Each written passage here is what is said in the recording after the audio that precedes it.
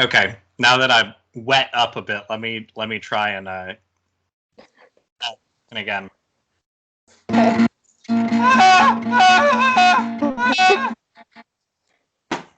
Okay. Yeah, I think my throat's a little better. Okay, good.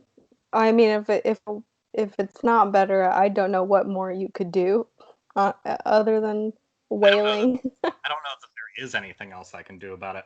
Anyway, in an Yeah, I attempt to think not sound completely monotone, we can now start.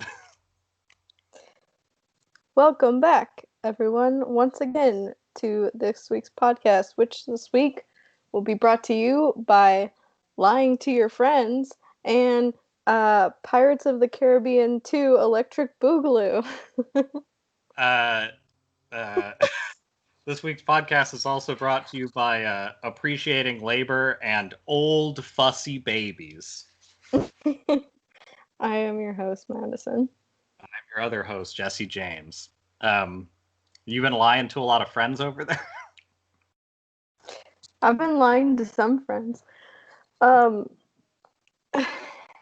but first, here's my beverage. We'll do beverage corner. All right. After I throw my laptop across the room.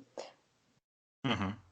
This is all I've got for now. I don't really have much of a snack corner today. Yeah. Well, you're at the parents' estate, so it's harder to have equipment. I've had a lot of tortilla chips and salsa, which is kind of my family's like staple. So Well, I've had that. Ooh. I'm gonna Is have that the grapefruit? Oh. watermelon. That sounds pretty good actually right now. Watermelon. And it's got condensation to wet up with. Because it still sucks a little bit over here. It's less bad here today. It's very windy outside. So I would take windy. It's mostly just very, very sunny here lately, which means anywhere that gets sun is boiling hot, and anywhere that doesn't get sun is kind of normal. So I'm kind of moving between boiling hot and kind of normal most of the time right now. Trying to live in a ditch life as much as possible. Ditch life sounds cooler temperature wise than how I have been living in my apartment, so I would take that. But it's starting to feel very fall like here. And I can't tell if it's actually that way or if I'm just making it that way in my head because I'm wearing sweaters now and deciding to just I have transitioned mentally. Yeah. So I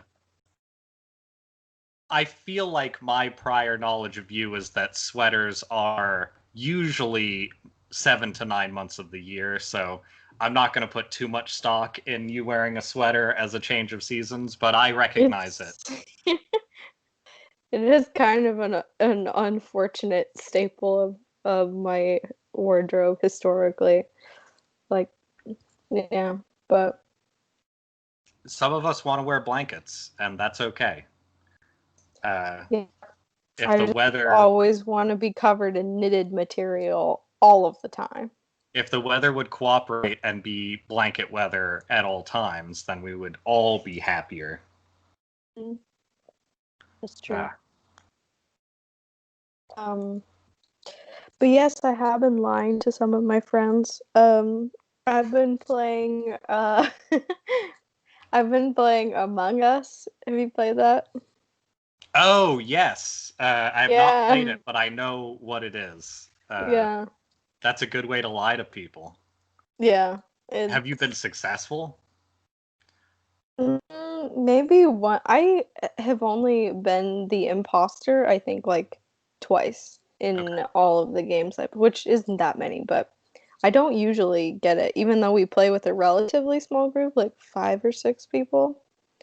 We only play with one imposter, so I guess my chances are exactly that. But It's a lot of fun. I love that game. It seems really fun. I didn't know that you could pick a number of imposters to play with.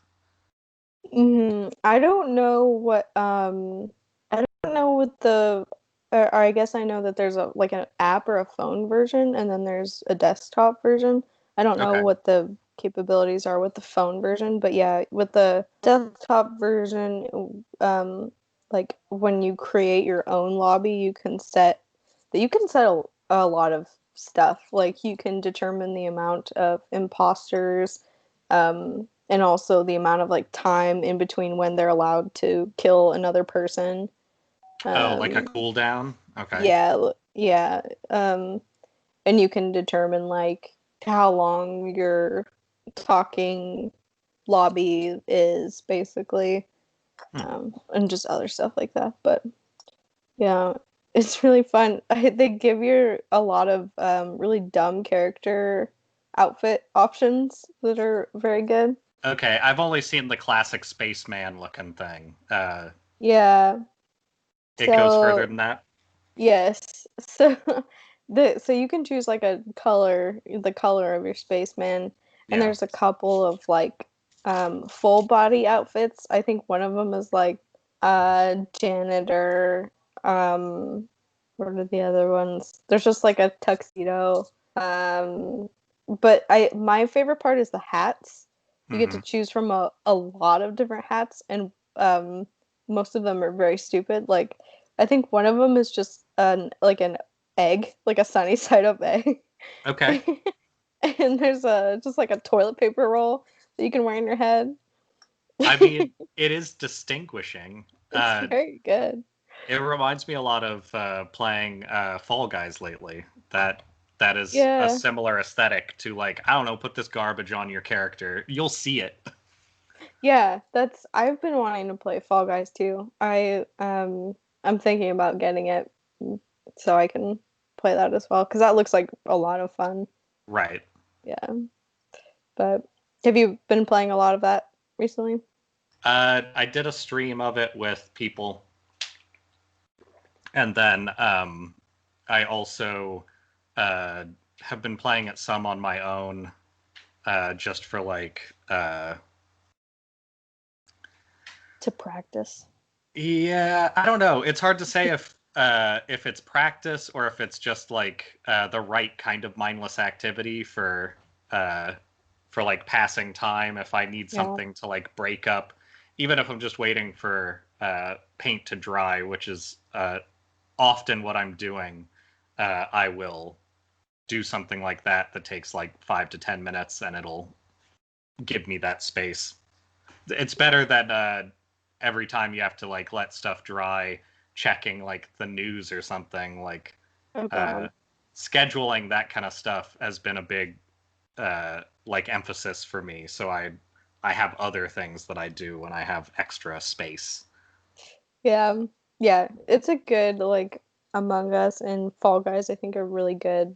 Hmm. Just like mindless little games to play. Hello. Mom Space. is here. um, Having a good There's a set mom hand. of pleasant space fillers. Mom does not want me. Oh, that's mom hand is the most appropriate mom uh, podcast introduction anyway. I think so. Um, Uh, but yeah, I would like to play Among Us at some point. For some reason, that name doesn't stick with me uh, very well. I think it's because there's so many names kind of along that line. It's kind of like Fall yeah. Guys. Fall Guys sounds like it could have been a action game from 1998. Like I'm okay with remembering it now, but it took a while. I will often get the two mixed up just because of the very similar character design Yeah. and the names just like yeah, they don't really stick with me. But yeah, I've been playing a lot of that. I think um it's fun. It's fun with like 5 or 6 people. Obviously, I think it's more fun. I think you can have up to 10 Yeah. people. But All of those games are better when you pack them full of people. That's like the part of the stream that. Oh, I guess that was my Minecraft propaganda stream, which worked. There's 3 people on that server now, so there's weird shit happening. But Okay. The other part of that stream was Jackbox t-shirt design stuff, and the more people you can pack into that game, the better, because it's just everybody's usually highly inappropriate shirt slogans and shirt pictures being jammed together. I've never played that one before. Yeah, you should. The Jackbox is set up for streaming, which if you played any of it, you've probably seen. Where you just sign into Jackbox TV and then it gives you a 4-letter code on whoever is playing the game. So you can have streamers invite in anybody, and you can have like, I want to say thousands of people voting on one game of it. So right. It works pretty well. If you heard a weird sound fluctuation like I'm on a spaceship, it's because I think a shower just started up. Nick came in here for a minute a couple minutes ago, right before Mom Hand, and was posing in front of the computer, which I think was, hey, I didn't respond after I responded the first time, but now I think there is a shower happening. You're saying we could have had Nick Hand, but we didn't? He didn't bring Nick Hand to the forefront, so can't do anything about that. It's a real shame. Also, he was in a robe, so who knows how safe it was to move. Maybe, yeah, probably best to keep all hands on deck. Yeah. Oh God. But yeah, I love games like that. I've been I played Jackbox a couple of times with friends. My favorite one is the like Survive the Internet. Have you played that one? Or is it called I think it's Survive the Internet. I believe so. I've played a lot of the games now. But I think the one I'm thinking of is the internet search stuff. Like it's the percentages of this versus this. I don't think that's the Survive the Internet one. No, the Survive the Internet one is super funny. It's basically they have you respond. They have everyone respond to a prompt, and then they take your answer and then give it to someone else, and they have to write like, I don't know, a caption or a headline that your answer would be like in response to make them look as bad as possible. So it's really funny. That sounds pretty good. Yeah. Especially right now, there's a lot of good ways to take people out of context. Yeah, definitely. While my energy is low, I'm gonna just have some TGI Fridays potato skins real quick.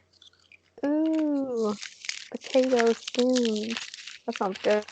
Yeah, they taste like soft sodium chips, but that works for right now. Yeah, I could do with some sodium right about now. Yeah, and they got a weird look to them, which I appreciate. I do remember those looking very strange. I think actually the only time that that I've had them was from a vending machine in high school, and they clearly did look strange because it left such an impression on me that I still remember getting them once and thinking, wow, these are odd. There was a brief moment in time where I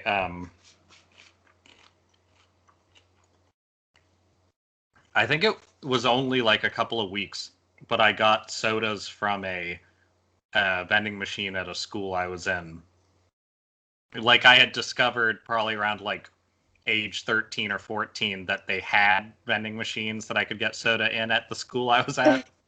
I was like, I should do that. And then I think it lasted for like maybe maybe a month, and then I was like, there's no good reason to drink this. No. But I think I remember that being like the only time I've ever had Mountain Dew like more than once within the same like season. Uh, so I always associate Mountain Dew with like being in like junior high and feeling bad. I mean, I don't think those are incorrect associations to have with that. Yeah. I think they make a lot of sense. Readjusting again. Yeah. I mean, you're doing a leg table bed leaning, so Yeah. readjustment should be expected. Yeah, normally we use my desk, but my parents are remodeling their kitchen, and so my desk is a home right now for kitchen utensils. So Your desk has become a kitchen desk? my room has actually become kind of the kitchen. Until yesterday, the microwave was in here, and for a Huh. recipe yesterday for dinner yesterday, we were making bacon in the microwave because we Okay. don't have a stove right now. I And my I room smelled like bacon for a really long time. I could see that being good momentarily. Yeah, that's a really good way to describe Uh, it. that's I did something. I cooked something in my room uh, when I lived. I had a coffee pot in my room for a couple years, which was actually really nice because it allowed me to like uh, have more control over when it was on or off and stuff like that. Yeah. Because when you live with other people, sometimes that is not within your control. But it also meant that waking up was much easier because I could fill it, and then when I woke up, I could just reach over and turn it on, which was Oh, that's very very pleasant. nice. Uh, Yeah. I I didn't do that here, but mostly because I wanted to be more communal with stuff, uh, and I'm noticing a lot more since COVID, but just in general before that too. My whole lifestyle is built on like surviving as opposed to being a part of anything. Uh, Mm. First, like that's part of why I think I try so hard to do like group projects and like have a lot of outside interaction when I'm like dealing with the arts and stuff. But Yeah. uh, when it comes to private life, the first probably half of me living with people outside of or just in college as well was a lot of learning like uh, how do I uh, have everything in places and still live with those things available because like there was even with people that I trust and don't have like any issue like long term with them eating things that I have gotten or whatever, it still was a lot of like, uh, well, this thing showed up, so I assumed it was for everybody. But then the for everybody means all but like the smallest corner was eaten.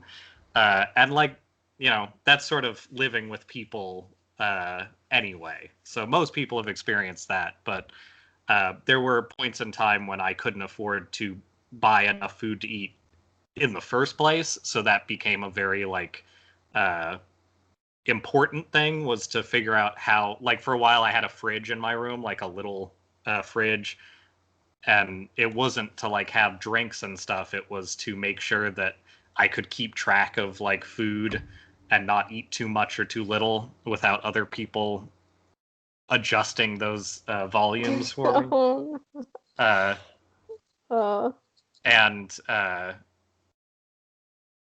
don't know. It makes me a little paranoid, but um, I have had a lot of weird bits of stuff in my room that are things along those lines of like, uh, this is not something somebody would use in a bedroom. like cooking bacon in a microwave. But I'm going to do it this way because I can keep closer tabs on it, and then it backfires, and it's like, oh yeah, I forgot that I really like the smell of this stew for a day. I don't like this side of my room smelling like stew for a week quite as much.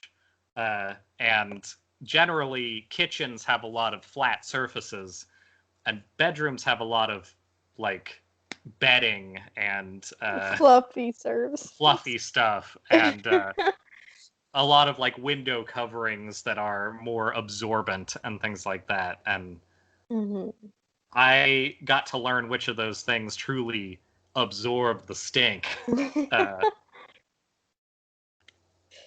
You turned But your bedroom into a stew room. I have, yeah, which is about as classy as it sounds, but keeps you well fed. So, Huh? you know, There you go. And make sure no one touches your stew. yeah, get the fuck out. There wasn't a sign on my door that said stew for everybody. That's my stew. Only my stew. I understand until living with another person, I have never had like food anxieties. Yeah, But and I don't think this is mainly my fault, and that's me. I'm biased. I think this is somebody else's fault. But I have become incredibly paranoid and anxious about like this is my food and I plan on eating it at a oh my, we have a friend. yeah, uh, uh to the point of like hiding food from Evan yeah. because I want it to be there the next day. It's getting better. It's not as bad as it used to be. Because we've had some discussions about it. But man, yeah, I don't like that feeling. It's not a good Yeah. feeling. Mostly here it's only snacks, which is like usually the least important food. Mhm. Um, but the nice thing about Nick and his um, extremely predictable, like sort of ADHD driven, like uh, and pot driven hunger, like Yeah. searching, is that he won't try very hard. And the more in a state of being that way, the less in a state of searching for it he's willing to do. So I've learned that like if I want to keep track of like something that has a limited quantity, even if it's for both of us to eat, if I put it in the cupboard, which is literally uh, a foot above where everything else is, but it has a door, so you have to open it. It won't get eaten the same way, and when he's looking for food, he won't know it's there.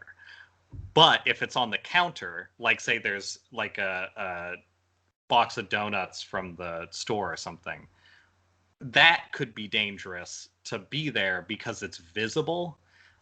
So if we get like shared donuts or something, thankfully they often set them up so that it's like two of everything, Mhm. especially if it's the day olds, which is usually what I would get because cheap shit food is the way that I do it when it comes to snacks usually. I have one of the envelope boxes that I have lined with tinfoil. Uh, and I will take one of each and put it in there, and then I have one of those that's not visible anymore. So Nice. also it actually keeps things fresh instead of having like the weird holes in it and stuff like Mhm. that they always do with those boxes, which I don't fully Yeah, understand. really understand the point of that. But oh yeah, that's a good way of doing it. Yeah. Um, yeah, I wish Evan was not as driven to find food. Having people be less uh, cognitively driven to find food can be very advantageous if you're trying to ration Yeah. stuff. Evan is very like uh as long as there's low effort food available, Mm-hmm. that's what he's going to go for first. So usually it's better for me if I want to eat a specific thing um, to have the ingredients to make it instead of just having whatever it is, because then there's the bar of effort required to have the thing. Yeah. Um, but yeah. Anyway, Can you give an example of the danger foods? danger I foods. know low effort for my thought on it's usually like you open a package and it's there. Yeah, Uh, is that's that that's pretty much what I'm talking about. Like okay? Evan, just in general. I mean, I think I've talked about this before, but he just doesn't really care as much about food, so Right. he's perfectly happy with just pretty much whatever. Hmm. So even even when it comes to like uh sorry, my cat is like making sounds. Making I thought that was say a thought that was a cop siren. I I I think it was my cat. Um, Even when it comes to like making sandwiches and stuff, there are like Madison ingredients and there are Evan ingredients. Like he will buy the circular packaged turkeys and hams that are Yeah, like made in a machine. the extrusion meats. Yes. Yeah, And I will never want to eat those or put them on my sandwich. So like he has that and he has like his Kraft singles and that's like Evan food. That's like that's that is a very specific vibe of food. yeah. Uh, Highly processed, I guess, is the Yeah. simple. But he also like if we just have vegetables, like he'll Yeah. just even like frozen vegetables, he'll just like microwave those and eat them, which to me is gross.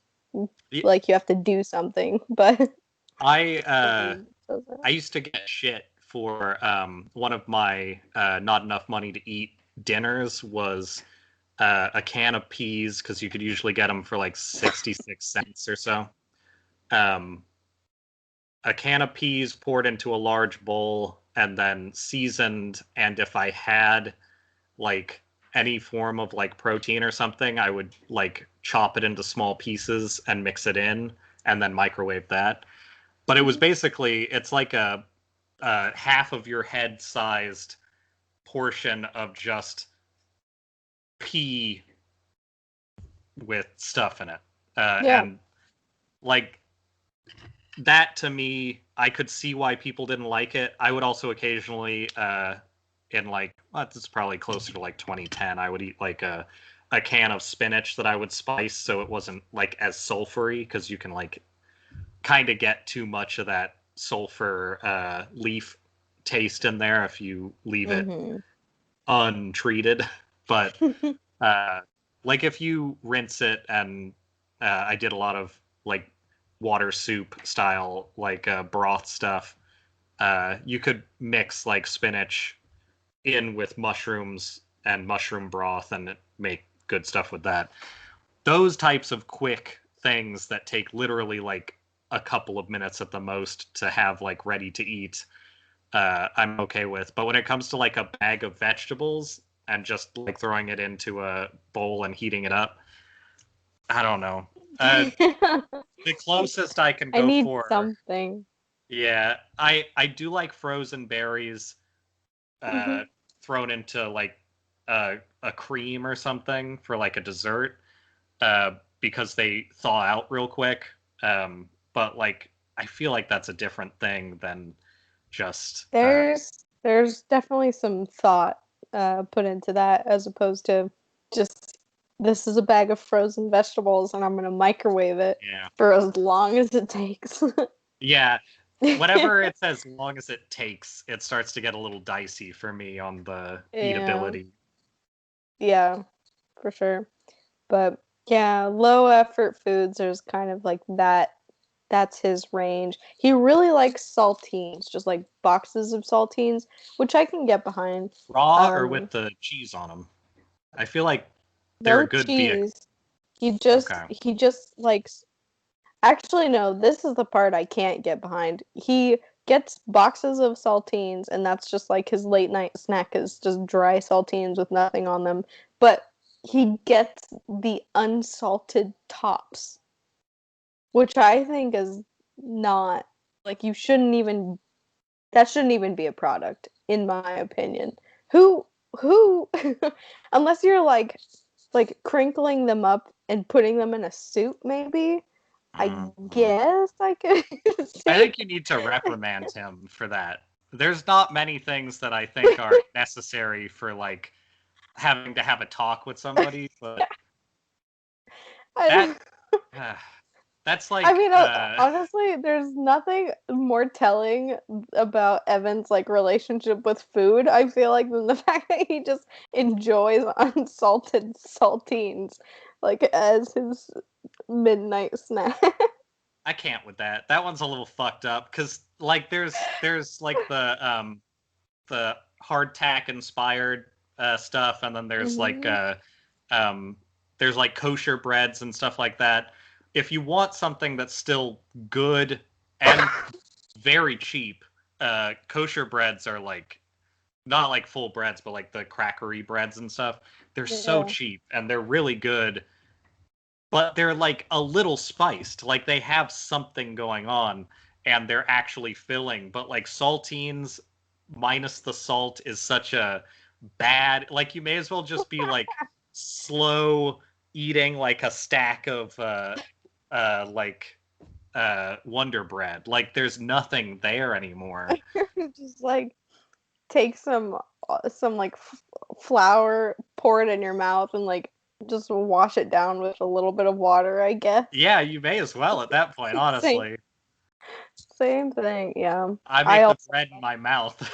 it's Mm. it's basically the same thing. Yeah. I agree that also deserves reprimanding. Mm, pretty unacceptable to me. I mean, it's good that you're there to remind him to be a human being on some of that stuff because that's fucked up. Like uh, I found the differences in sandwiches from the other week. I think that was post podcast.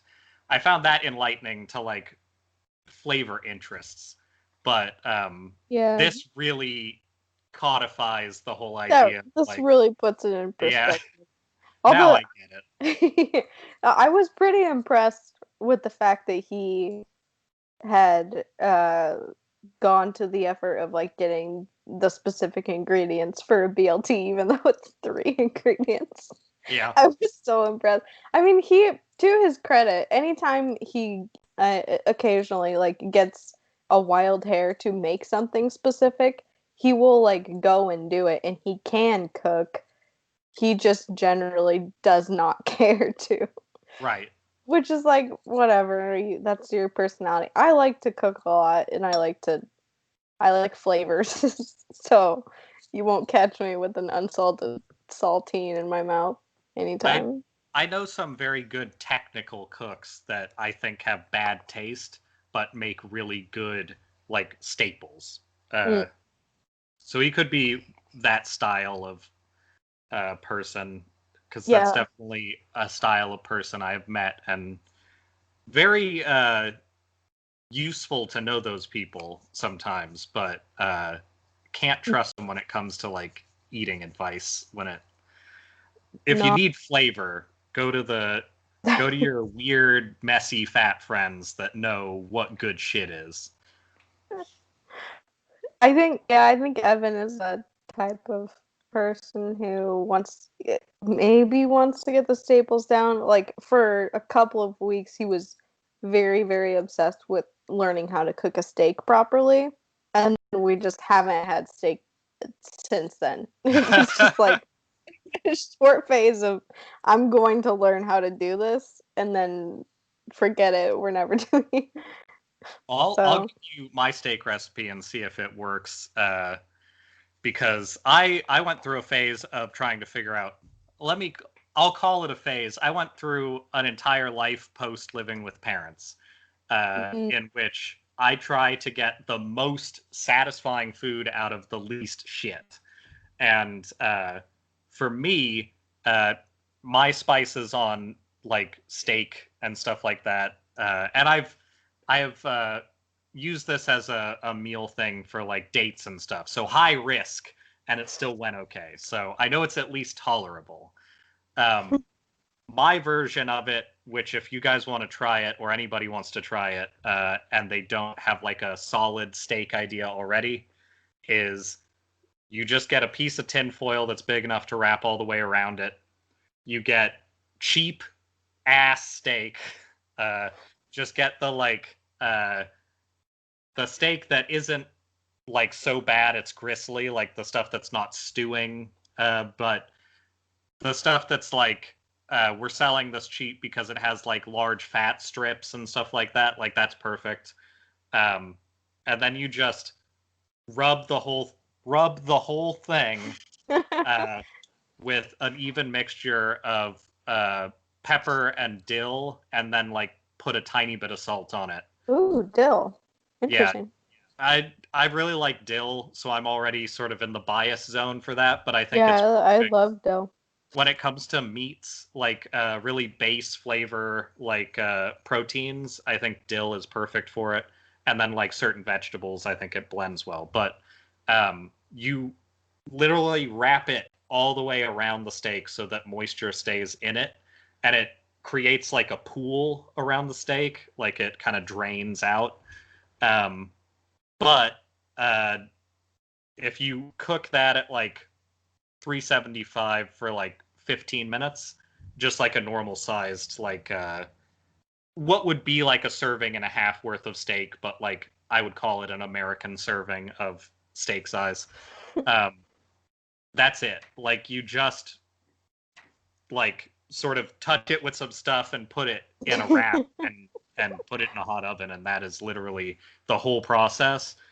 And I basically use that amended version for a lot of different meats where I I don't have the weird obsession with like how is it cooked in the middle. I just don't want it tough. So like cooking for like around like 14-15 minutes for most things at 375 is never gonna overcook it, but it's also not gonna leave it completely garbagey. Because I've used the same thing for fish and it works fine. And as long as it's not uncovered, you're not going to get it dried out. And that's my poor person meat recipe. That sounds actually with the dill, that sounds like it would be really good on like salmon. I had a thing that I also took to work because at the time in poor life, even though I was an office worker, which feels like a real betrayal. Working a shitty, boring office job and being so poor that I can barely afford to eat feels like probably the start of my true, like, oh, I don't think it's childish to be socialist. I think actually this is pretty important kind of lifestyle.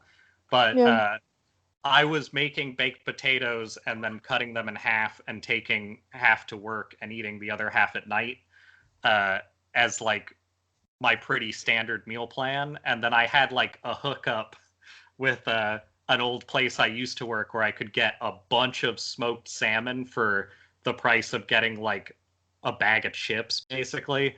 So I would chop it fine and then put that in the potato as like the protein and extra fat. But I had this container that I had made that used to be like a large spice thing, like the ones that have the opening on both sides.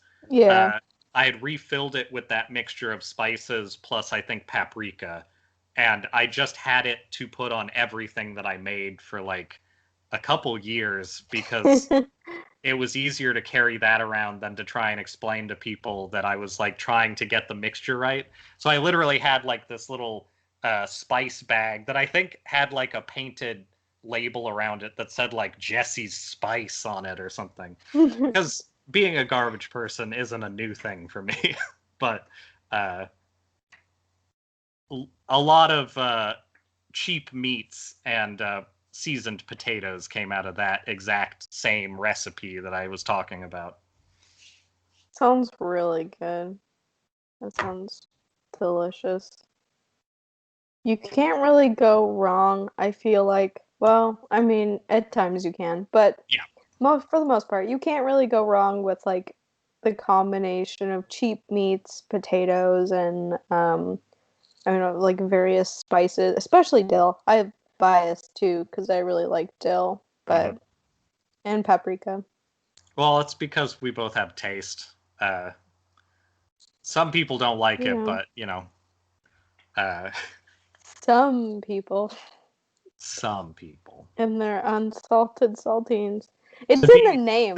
Why would you get yeah, like? Are they even saltines anymore? they should just be Or th- called unsaltines. Like that's what you're eating. that's really good. And the fact that they haven't done that means that if they start doing it now, I would like money for that, please. I was gonna Money, say please. uh, saltine people get at us yeah. for the license, I guess.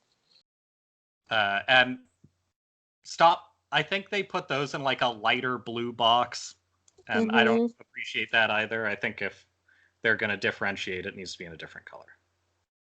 But that's just Yeah, I don't think lighter blue doesn't signal to me unsalted for some reason. yeah. Oh, it's darker blue. That means it actually tastes good. Well, and I don't even think the boxes that Evan gets are.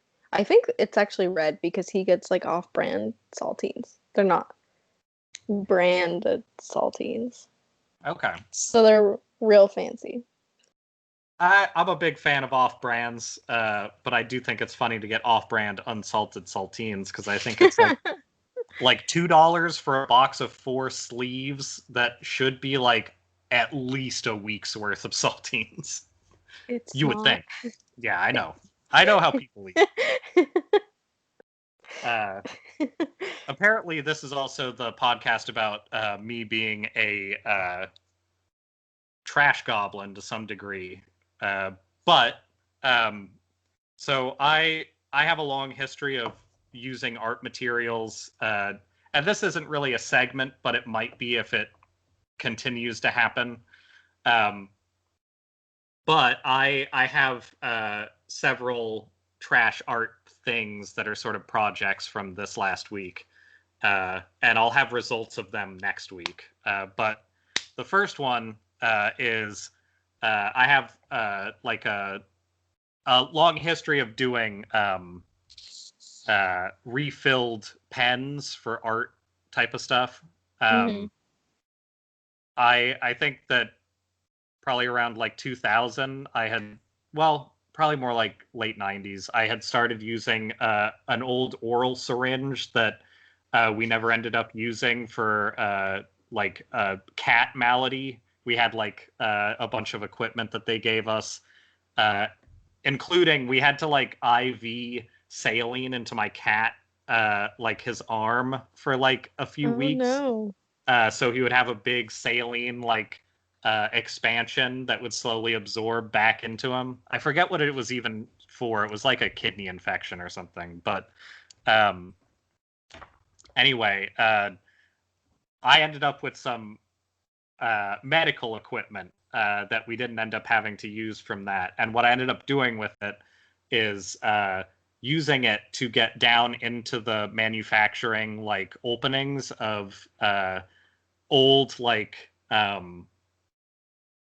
and it was like Pentel, I think, was the one that a lot of people ended up finding out they could use, but they cheaply made brush tip pens to like do, I don't know, not nearly enough for what you paid for, but they were still cheap. And they do like a color of diluted watercolor that you could use. And they still make stuff like that, but they've gotten considerably better.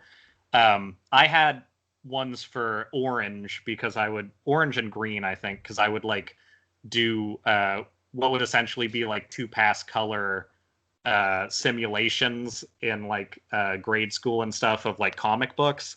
So I would do like the two colors and then leave it at that, so I could kind of like get that look. But they dried out really quick, and I started using those oral syringes to insert ink and watered down paint into the basins, and then use those pens to like actually, because the shittiest thing when it comes to illustration is figuring out how am I going to fill this space that needs to be almost entirely black or almost entirely a color. Like doing a fill by hand can be garbage, and by doing that with like old used equipment, you can make it much easier on yourself. You can also spray ink all over yourself if you're not careful. Anyway, what I found though, just in the last week or so, is that Sumi ink, which both smells better than normal ink and also looks better when you're using it for like paintings and stuff. Uh, if you get the style of pens that are like hard tip, like wedge pens that are designed to be refillable now, which I've resisted buying for the most part because making them has been sort of a long-term thing for me. Um, but Sumi ink works incredibly well with these tips. Like it absorbs quickly and it doesn't. I also have a brush for it, but it doesn't come rolling out of the pen as easily as acrylic ink so far, because I think it has slightly more particulate, and it behaves differently with water. So like I don't water this down at all, but I can water it down once it's on the paper. But it allows for not as thick a black as an acrylic ink, but a nice like just black like wash over of something. So that's been really nice finding that out, because I can actually well, maybe I should grab that. I'll grab some coffee and I'll grab the thing behind me and I'll show off what this looks like. And then I'll show you my much dumber art project that is going to be an over the course of the week thing. Sounds good.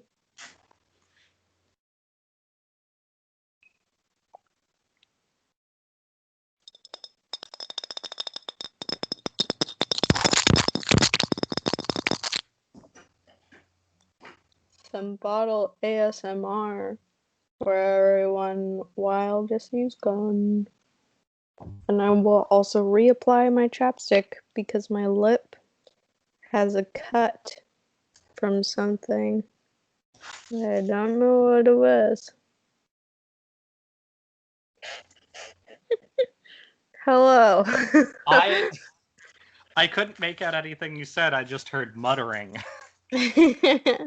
Well, there was muttering.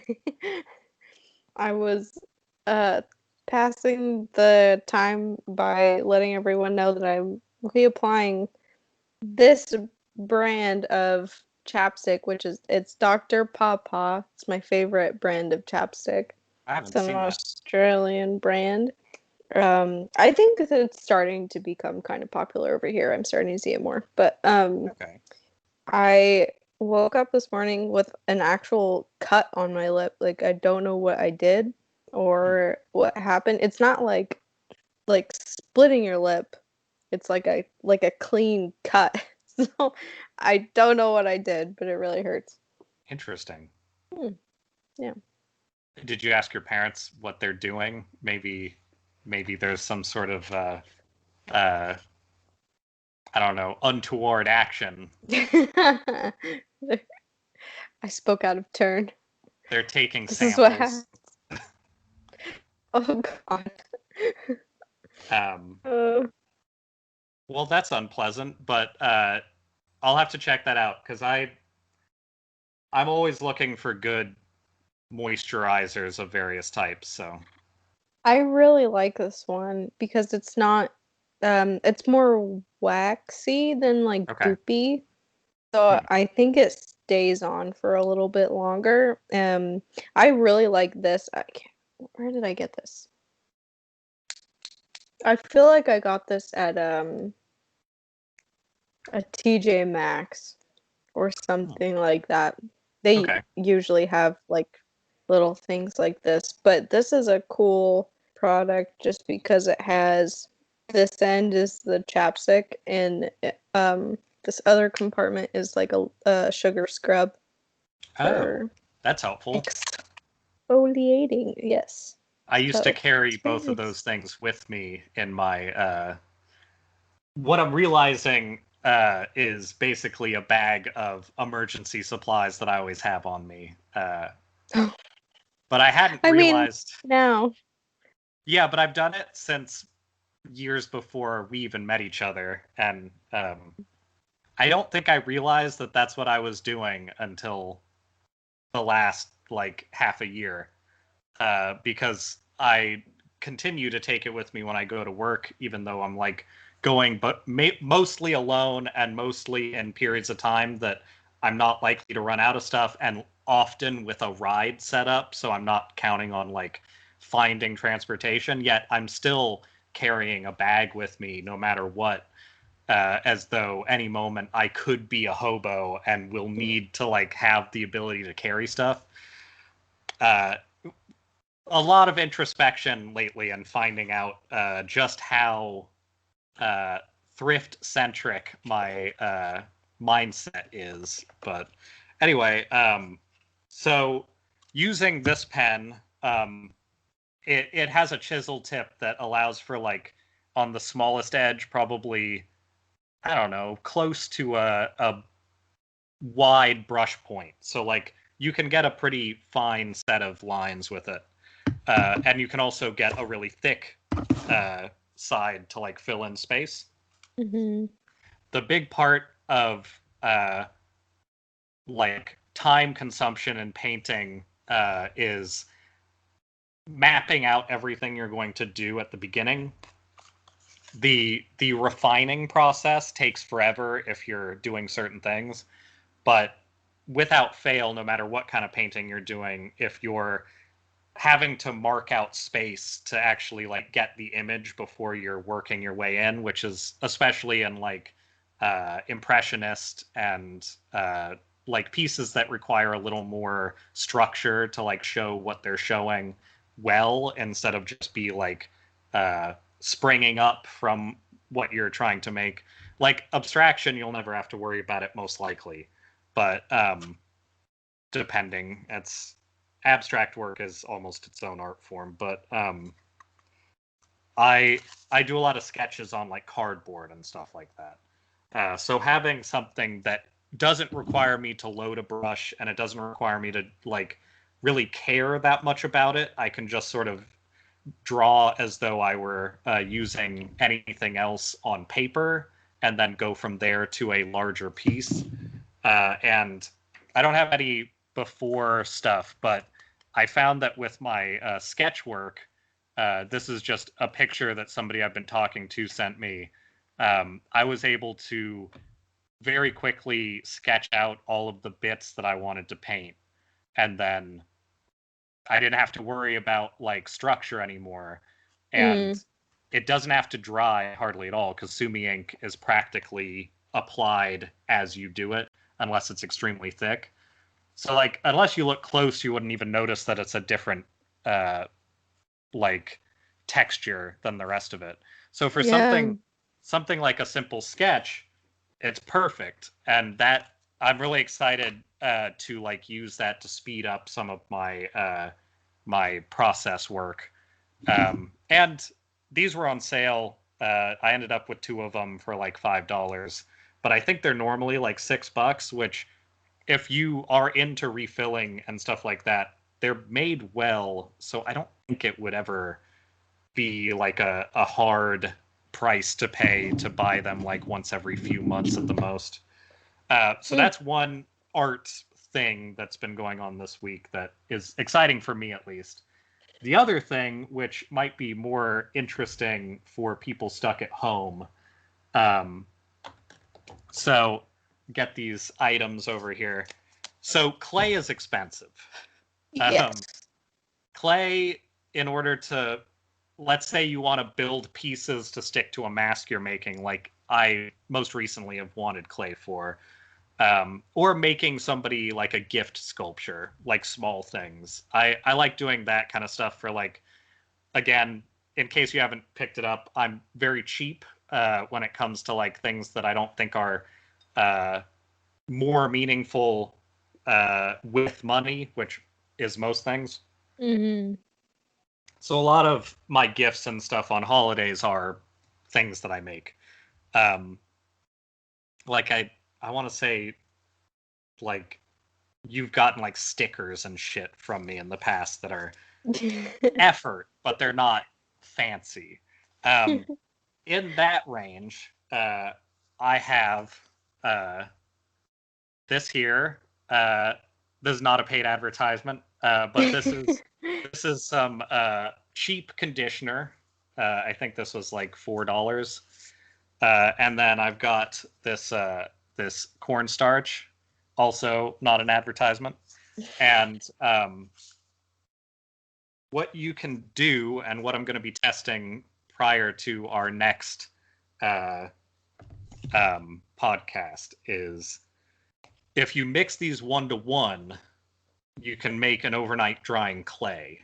And if you seal that clay with acrylic or something along those lines, it should be as permanent as other air drying clay. I think buying something that doesn't smell strong is probably ideal, and I'm interested in trying this out because I don't know. I don't know if this is a smell that's going to make my workspace smell like a hotel or not yet, but we'll find out. What was the But scent? Almond something? almond and shea butter. It was the most basic one I could find. But when I smell it, I would say it smells more like I don't know, uh, Fruit Loops. Like all of that stuff just has such a bad Ooh. like smell. And the other options were either expensive to smell less. Like I was looking at lavender stuff that I could get, and it was like triple the price. So I'm Wow. not gonna pay for something that I'm gonna fucking mix with cornstarch uh, just so I can not smell it as much.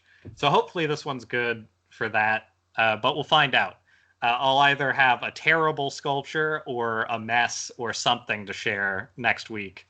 Uh, I will but be really curious to see how that goes. How the mixing goes also. Because but cornstarch is tricky. yeah, it's starting with cornstarch and mixing in the moisturizer little by little.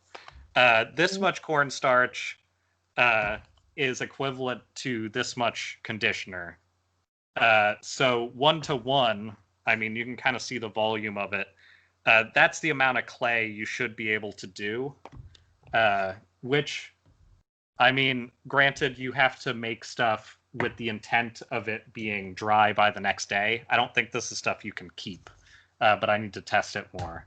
Um, but even just having something that is wet enough to mold for an hour or two, if you're making sculptures that are supposed to be painted in order to keep them like structured, uh, that that seems like a pretty okay amount of time to like get what you want out of what this offers, especially for people who are say stuck at home and just want something to make for cheap. Yeah.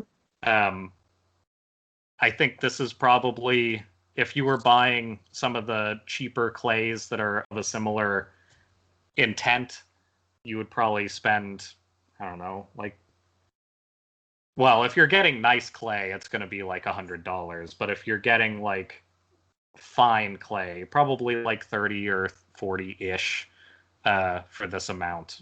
And I mean, ultimately, it's like 4 pounds of clay. Uh, And for this, it cost like $6. So if it works well enough, I will be fine with that. And um, I guess talk to any roommates you might have first, because I know mine, for example, on initial reaction was like, "Oh, don't use any of the bowls to mix it." But it's literally detergent and edible food, which is what you already put into bowls every time you put them through a cycle of using them. So you'll probably want to have that discussion with people if you live with other people who use the things you use, because moving things between edible and non-edible surfaces can be aggravating when you first hear about it. There's no aggravation on my end now, but also this is out for something else, but I think it's worth noting, if you're going to color it on a base color, maybe use food coloring, because most of the things that are pigmented, while they would look great, and I think I initially grabbed this thinking that could work, unless you have gloves, which I do have gloves, but it's not worth it if I'm painting over it. Most pigments have some level of usability risk, and some of them are high risk. There are certain paints that have definitely killed a lot of people over the years because of skin contact. That stereotype of artists with paint all over their hands and sometimes their face is sort of true, but it's also it's pretty dangerous for some of that stuff. So don't add paint or pigment into something you're going to be like using by hand just because it is easier. The idea of mixing something, especially like people make slime and stuff with their kids, I think that there's a lot of like easy ways to color that with like food-based things. This is not that. So it's not completely without risk, but it's close. So maybe use food coloring if you're going to do that. Anyway, we'll see how that goes, and I'll update next week on the success or failure of my chemistry plan.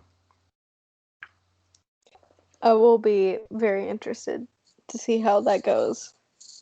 I didn't know you could make clay with just those two things. You can. So before that, I was making. You can make like a. It's almost like a fake silicone. Like it's food based and it'll dry out and crumble if you don't preserve it with something. But you can make like a very, very stable Jello, basically, that isn't like it's fully edible, but it's not. I don't know. It's not a bad product to use if you need to like carve something to cast. And all you need for that, since I'm talking about this stuff, I ran out because I was making stuff to try and I have like a styrofoam head for making mass stuff, but I was seeing if I could make a larger front piece so I could kind of like mold over that temporarily. And I still might end up using this, but I need to figure out how I'm going to set a bowl first with the space that I have. Anyway, all you need is it's 1/3 potato starch, 1/3. This is actually the project that made me think about doing this, but 1/3 potato starch, 1/3 cold water to mix together initially, and it does that thing where like as you mix it, it's like it almost repels the water and like sticks together. So once you get it mixed, you'll be able to feel it. And then you want water that's like a little above room temperature.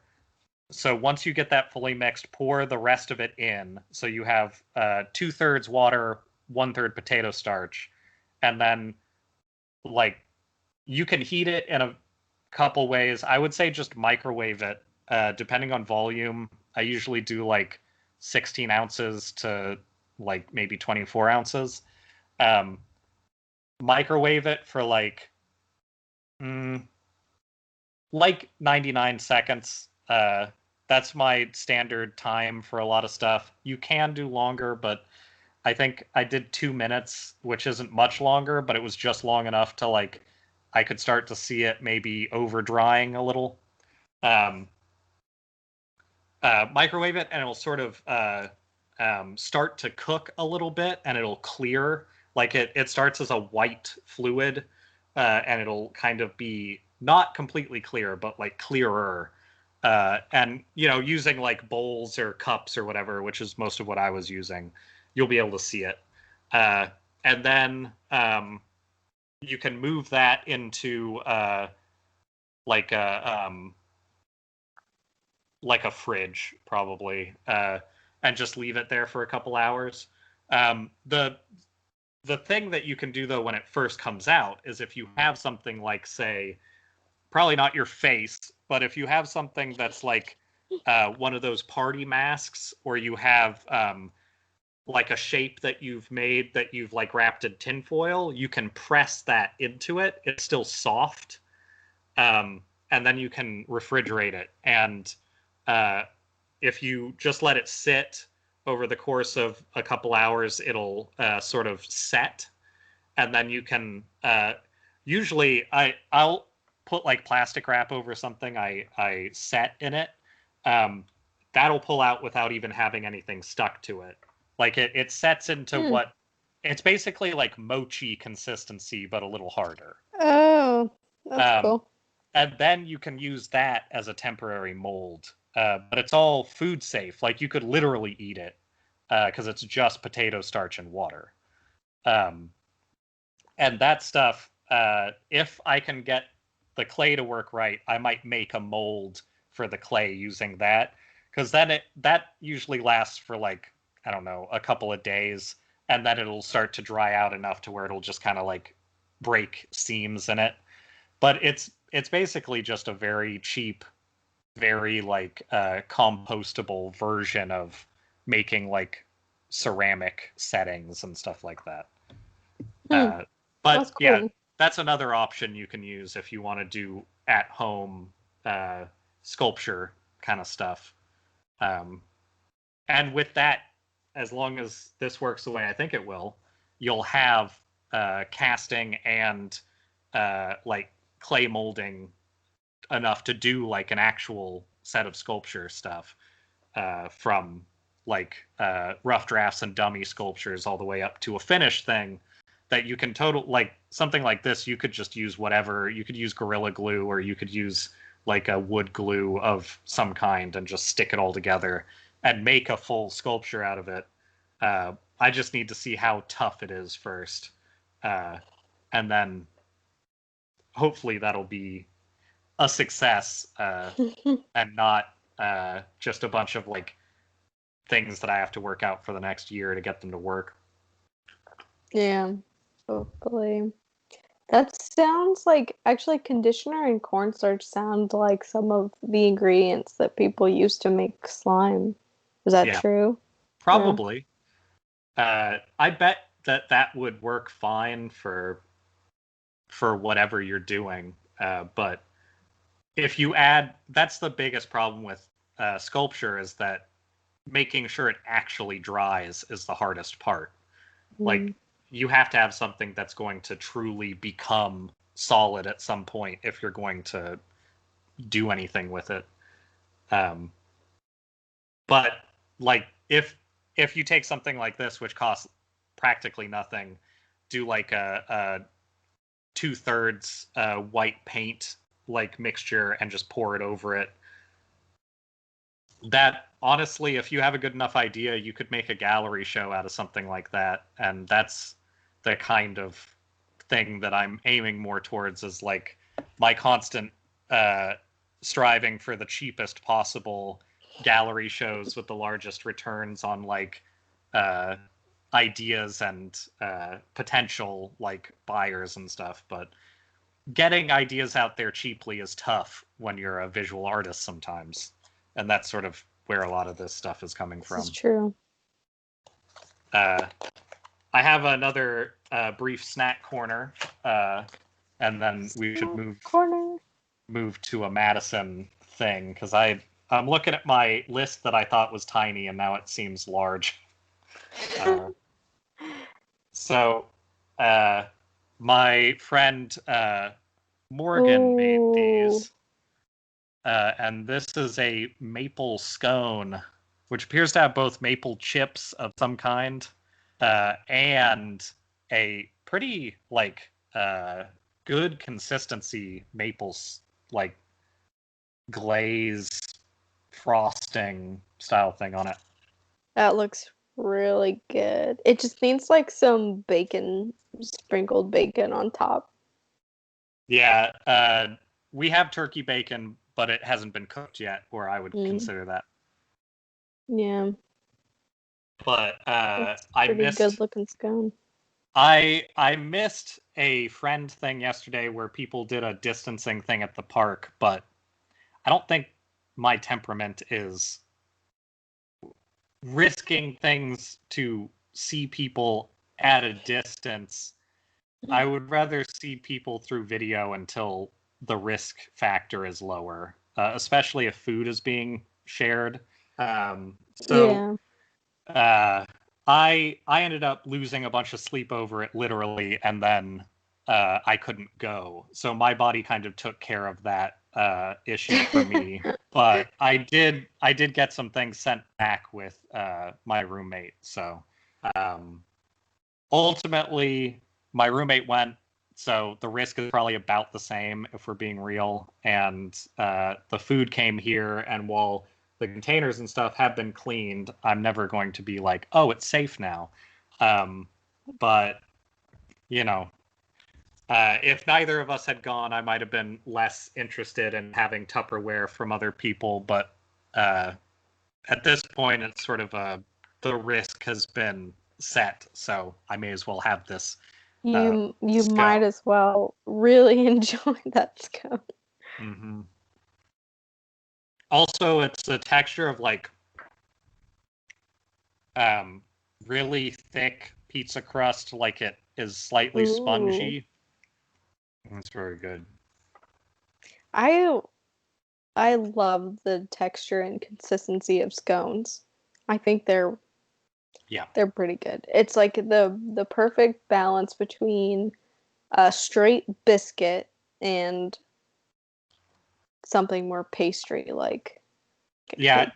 like it's just a little more pastry than a biscuit in terms of like you can feel a difference. It's got a sponge to it, but it's real good. Yeah. My friends Morgan and Jason and their roommate John, they have a breadth of cooking and vegan cooking experience between them, and they often have a very specific and appealing style of food. I remember I got like I don't remember exactly what it was for. I think it was a post breakup sympathy food, I want to say. But I got a casserole from them, and it was like a vegan casserole from somebody who grew up in like the near Green Bay area, and their casseroles don't fuck around. It was both many calories and many flavors, and it was very good. That's what I want, a casserole. Mm-hmm. A casserole, a casserole, casserole, a casserole that's worth its weight in calories. That's Mm-hmm. what I want. Absolutely. Yes, indeed. It's been a while since I don't actually, you know what? I don't think I've ever personally made a casserole. Oh yeah. I don't think I have, except for maybe like the green bean casserole that everybody makes for Thanksgiving. That's not really a casserole at all. It's just green beans and like cream of mushroom in a pan. Not really a casserole. That's more of a mixture. It's still in the range of hot dish that I think counts. It's in the family. It's It's not in the family. necessarily a casserole, but yeah. Yeah. It is whatever it is. It's one of my favorite things. Mm-hmm. That's one of my favorite Thanksgiving food items. Um, Thanksgiving has a lot of good ideas in a bad setting. yes. I think we need more holidays. Well, no, this is actually pretty much every holiday. I would like for it to be acceptable for us to just create the excuse of we're gonna make a big meal, so everybody should just come over, and instead of having uh a Christmas or a Thanksgiving or whatever, just like do that all the time. That's what I would like. Honestly, I think that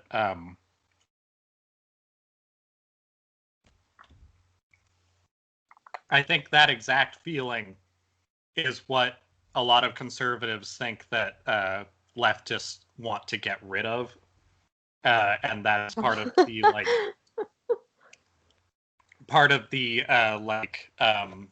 country fear of I guess like a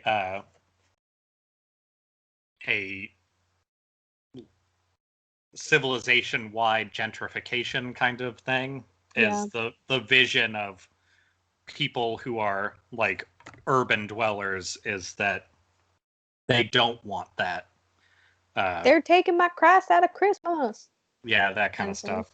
Yeah. All of my I would say almost all of the people that I know, that is what they want out of life, is to be able to like get together with people and feel like part of a community, and then ideally have your own personal space for when you're not doing that, which we're getting the opposite. Like, we can't afford to have personal space anymore. And we also can't really afford the time to do things with people that way very often. So it's all turning into this like vision of people being somehow the vision of people being incredibly lazy and self-centered while simultaneously not having the time to not work and not having the time to like be community building, and not have the money to actually do anything to make those things better. Yet millennials are killing turkeys or whatever. So We're whatever. killing turkeys and not buying diamonds, the usual Yeah, things. We just ruin everything. it's true. We just want our square watermelons that are way too expensive. I remember that being a big, like, what's the world coming to thing for some people. I do remember that. I totally forgot about that until this moment. Um, but I mean, as long as they get to keep their Christmas and their boat parties, Yeah. boat parades. Sorry. I do That love that uh, I guess very effective metaphor of the people with the smaller boats got sunk by the people with larger boats uh, not giving a driving fuck. safely. Yeah.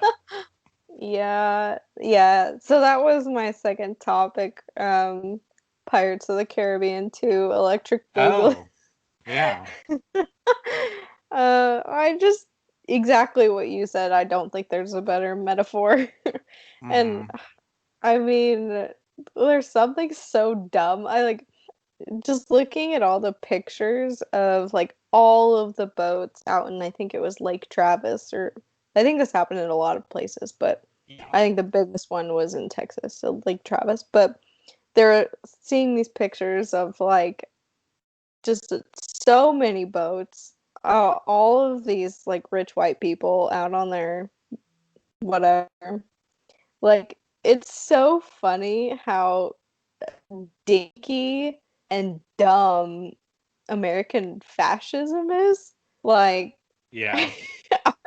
I mean, it's it's funny, but it's also scary because like it makes it seem a little more harmless when it's Right. just dumb white people on boats doing parades and sinking each other's boats. But um it is also really funny that that's what our uh that's what our symbolism is. It's just like a sea of white boats. Uh-huh. Uh, Well, it's it's like depressing. when Nick was giving me a ride to work yesterday. Um, we passed it was only 3 truck cavalcade of Trump trucks in Kirkland, but it was like cool. I'm glad that everybody feels very comfortable being supportive of, at this point, very explicit white nationalism uh, Hmm. in where I live. It's Yeah. very fun It, to realize that that 35% of people that are pro-Trump for whatever myriad number of reasons, um, which doesn't really matter because they're all complicitly okay with the things that he's okay with. right. Yeah. It is frustrating to realize that uh, that percentage is spread all across the country. It's not in pockets. Like it's not like you can be in Seattle and not also have people in Trump hats walking around. It's just that you see less of them here than you would see percentage wise in other places. Hmm. I mean, and there's probably still a bunch of them. They're just a little more scared, which Right. good. Like, continue to be scared. But um, yeah, every time I come up to Coeur d'Alene now, it's the same thing. Like, Yeah. seeing more and more of the Trump trucks. Like, it's such a very specific look, like just the gigantic truck with like two giant flags on the back or whatever that say Hmm. Trump. Like, I last a couple weeks ago, I was driving up here and I saw like a lot of people in these kind of smaller, more rural towns are making like almost a small business out of selling these flags. I don't know Yeah. how that's working, but yeah, I passed like two or three different people on the side of the road who just basically had like a van and a little tent canopy thing and just set up like a bunch of Trump flags and Second Amendment and like militia, whatever the fuck. Like they were just that was like what they're doing, and It looks I don't like know. it looks like Trump flags range from like $15 to $50, just on a cursory look. Uh, Gotta collect them all, you know. yeah, I guess. Um, I don't know. I wonder how somebody would respond to people driving around with like Black Lives Matter flags that size in giant cavalcades. Like, I mean, here, not well. yeah. Uh, Like, yeah, I can't think of like another flag or anything else you could. I would love to see. I need to find a friend with a truck to do this, and I'll pay them money to do it. I want to see a truck drive around downtown Coeur d'Alene with like BLM and like a trans flag or something. Like, yeah, that's what I want. just That's what I want to happen. trans flags with black fists in the center, Yeah. and Yeah. see how they feel about uh, their ideology being on its face, if that's comfortable for them, seeing as how apparently it's oppressive to let other people just live their lives normally.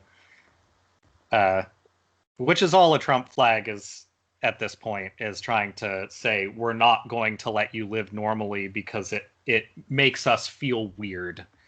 Uh, oh I will go out of my way to make uh somebody else's life harder yeah, because it gives me the illusion that my life will then be easier. Um, yeah, I feel like I don't know how anyone can drive around with a bunch of shit strapped to their truck and think this makes me look smart. Like, I think uh, I'm on the right side of things. When you've got like four flags strapped to your truck and I don't know It's why that makes them feel it feels good. like the extension of truck nuts to me. It's just like I Yeah. I get it. I get why you found this interesting in the first place, but you have to know after like trying it out that it isn't a positive thing. Uh, and And everyone just thinks you're an idiot. the fact that people are now feeling comfortable being in groups with this stuff is kind of the problem. Yeah. I mean, Portland last couple of weeks with the truck caravans. Mm-hmm. That's really scary. Um, uh, they've been doing the using cars as, um, I was gonna say vehicles. That's not what I mean. Using cars As as a weapon. That's what I mean. Using yeah, cars as they're weapons. They've been doing that for a long time. Um, which is funny because it's like straight out of like the ISIS handbook. yeah, Really weird how Christian extremism, like conservative alt-right extremism, looks very similar. yep. It is almost identical in its tactics. Uh, Yeah. Honestly, the fact that there hasn't been somebody who martyrs themselves with bombs as opposed to just using bombs is kind of surprising. But I don't think that we're that far off from somebody deciding that that's worth it. Because, Not when yeah, Alex Jones goes on his show like every other week and is like, here's all the problems. I don't know what we're gonna do about them, but somebody's got to do something. I mean, And I'm he living on literally borrowed time. said, he said the elderly should be suicide running people. Like, he, what it was like the end of last month or whatever, said elderly people don't have that long left, so it's their responsibility to throw their bodies into the mix because it's for the better good, which is fun. I just I know. isn't like as an elderly person, I don't understand. I mean, I understand how you could get like that ingrained into it, but still it's just like what um I mean, it's the exact same thing as trying to escape from a cult, essentially. Yeah. You just Uh, I don't know. Using people that I know as a reference point too, it sucks because escaping from a cult is you're kind of guaranteed lasting damage. Like there's nothing that you're going to do to fix somebody. Like the idea of decultifying somebody has always been essentially torturing them into acting normal, but once you have convinced somebody, and like my relatives included, once you've convinced somebody of something, whether it's minor or major, is absolutely true and it has been forever, it's very hard to then get them to like ad- admit to themselves that that's not actually what's happening. Like the I think the vaxxers are a great version of that to look at because every time people talk about like, well, clearly now anti-vax people are going to like pay attention to this.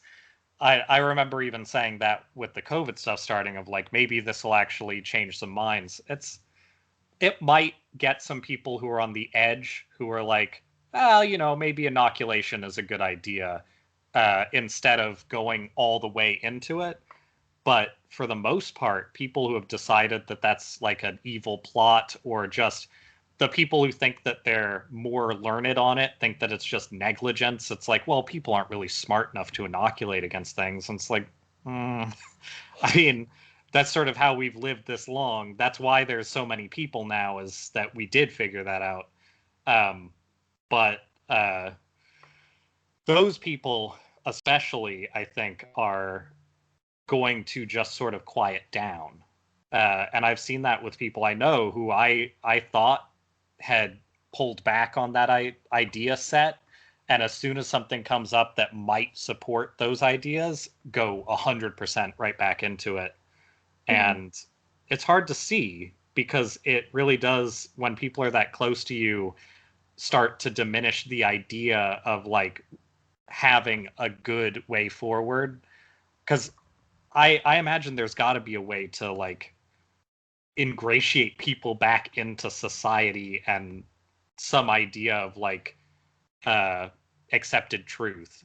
But like the QAnon people are I don't know, that's very troubling as like an overarching set of people who will, I mean, it's not the worst thing to have people distrust government because there is a certain amount of distrust that should be there.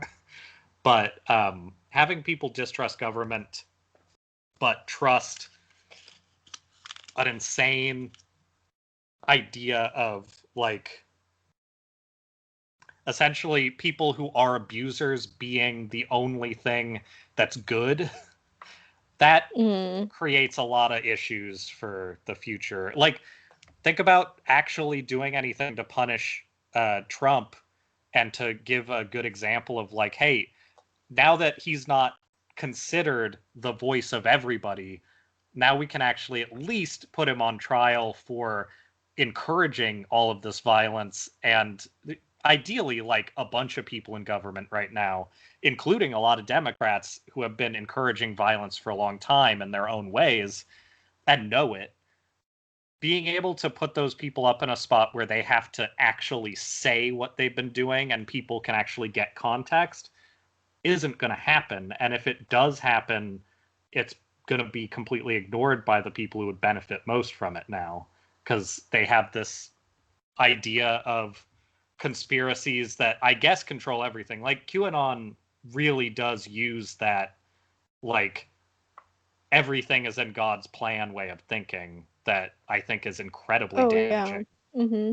I mean, have you heard or seen the video of the, I don't remember what state she's from, but she's her name is Heather something, and she was recently elected she's a state representative, can't remember where from. Yeah. But she's like, she believes in QAnon, and she made a video like talking about how uh we don't know who Q is, but we know he's a patriot, Yeah. and all of them are pedophiles except for Donald Trump, who was like uh double agent pedophile, I guess. Uh-huh. Like, Yeah. uh he don't worry guys, he just had to be a pedophile for a little bit so he could really really get the real pedophiles. Just like all the cool things that cops Oh do, that's god. what Trump's doing. He's got to do a bunch of cocaine and have it be considered legal when you're also punishing lots of other people for even being near it. Um, he's just got to touch those kids, and he's got to be there on those like the Lolita Express and the fucking shifty ass boat and the island of like underage sex work and all that shit. He's got to be in all those places that we actually know about because he's secretly doing it for Jesus, maybe. Yeah. Yeah. All part of God's plan, you know. Uh-huh. uh, I I don't understand where like those people who clearly have such a um I don't know what's the way to say this, but are like suspicious, or like um they don't trust things easily. They're very not it's not suspicious is not the word. I always get these two words mixed up. Um Do you mean like a general paranoia? Or Yeah, sort of. Well, not necessarily that, but they just like they don't take things for granted, but okay. like but from certain people they do. Like they they don't have the same level of discernment across the board. It's just like I believe 100% of this to be correct, but like everything outside of it, which is like I don't know, like flat earthers, for Yeah. example, like you have to suspend your disbelief in so much more to believe that like everyone on the planet is trying to convince you that the planet is round. Yeah. So much more than like anything than like I don't know, but yeah, same concept with those people. Like you have to suspend your disbelief on so many other smaller things on this belief system that you've subscribed to than to just like engage with the truth. I don't understand it. Yeah, they all have big conspiracy energy no matter what. Like it's just it really blows knowing that this many people now are going to be sort of not, I want to use the word poisoned, but I feel like that's too negative. It's just they're going to have a very hard time working with society on the whole. And we can already see that in its effects of like how people are dealing with COVID. Like that is honestly the exact same people. They might not believe in QAnon, but they believe in like it basically American exceptionalism, but taken down to the individual. They are Yeah. uh, tricked into this weird libertarian idea of everybody being their own unit and not having to deal with other people.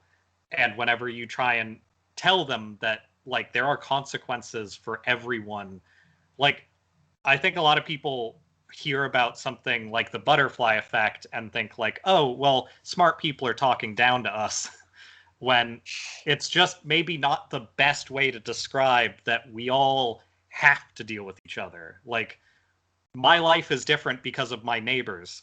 I don't know my neighbors' names. I don't know much about them, but it's different because of them. And that extends to everybody. Like, Mm-hmm. you can't just say, I'm not going to wear a mask because of personal liberties and then expect that to not have consequences. You just want the best consequences for your actions. Like that's the whole idea. And taking something like honestly, me being pretty anti-religion as like a guiding way to live in a lot of ways, I think that things like that even encourage some pretty shitty actions. But um, just taking it to like the much more like pleasant level of saying, you know, conspiracy theorists as like a smaller, more like driven group, their actions are really bad for everybody. Right. And the fact that more people seem to be picking up those feelings now that everybody's secluded and everybody is in fact their own like more insular point and they can just Mm-hmm. sort of decide things that are clearly not true and treat them like they are. uh, Yeah. that I stuff think really sucks.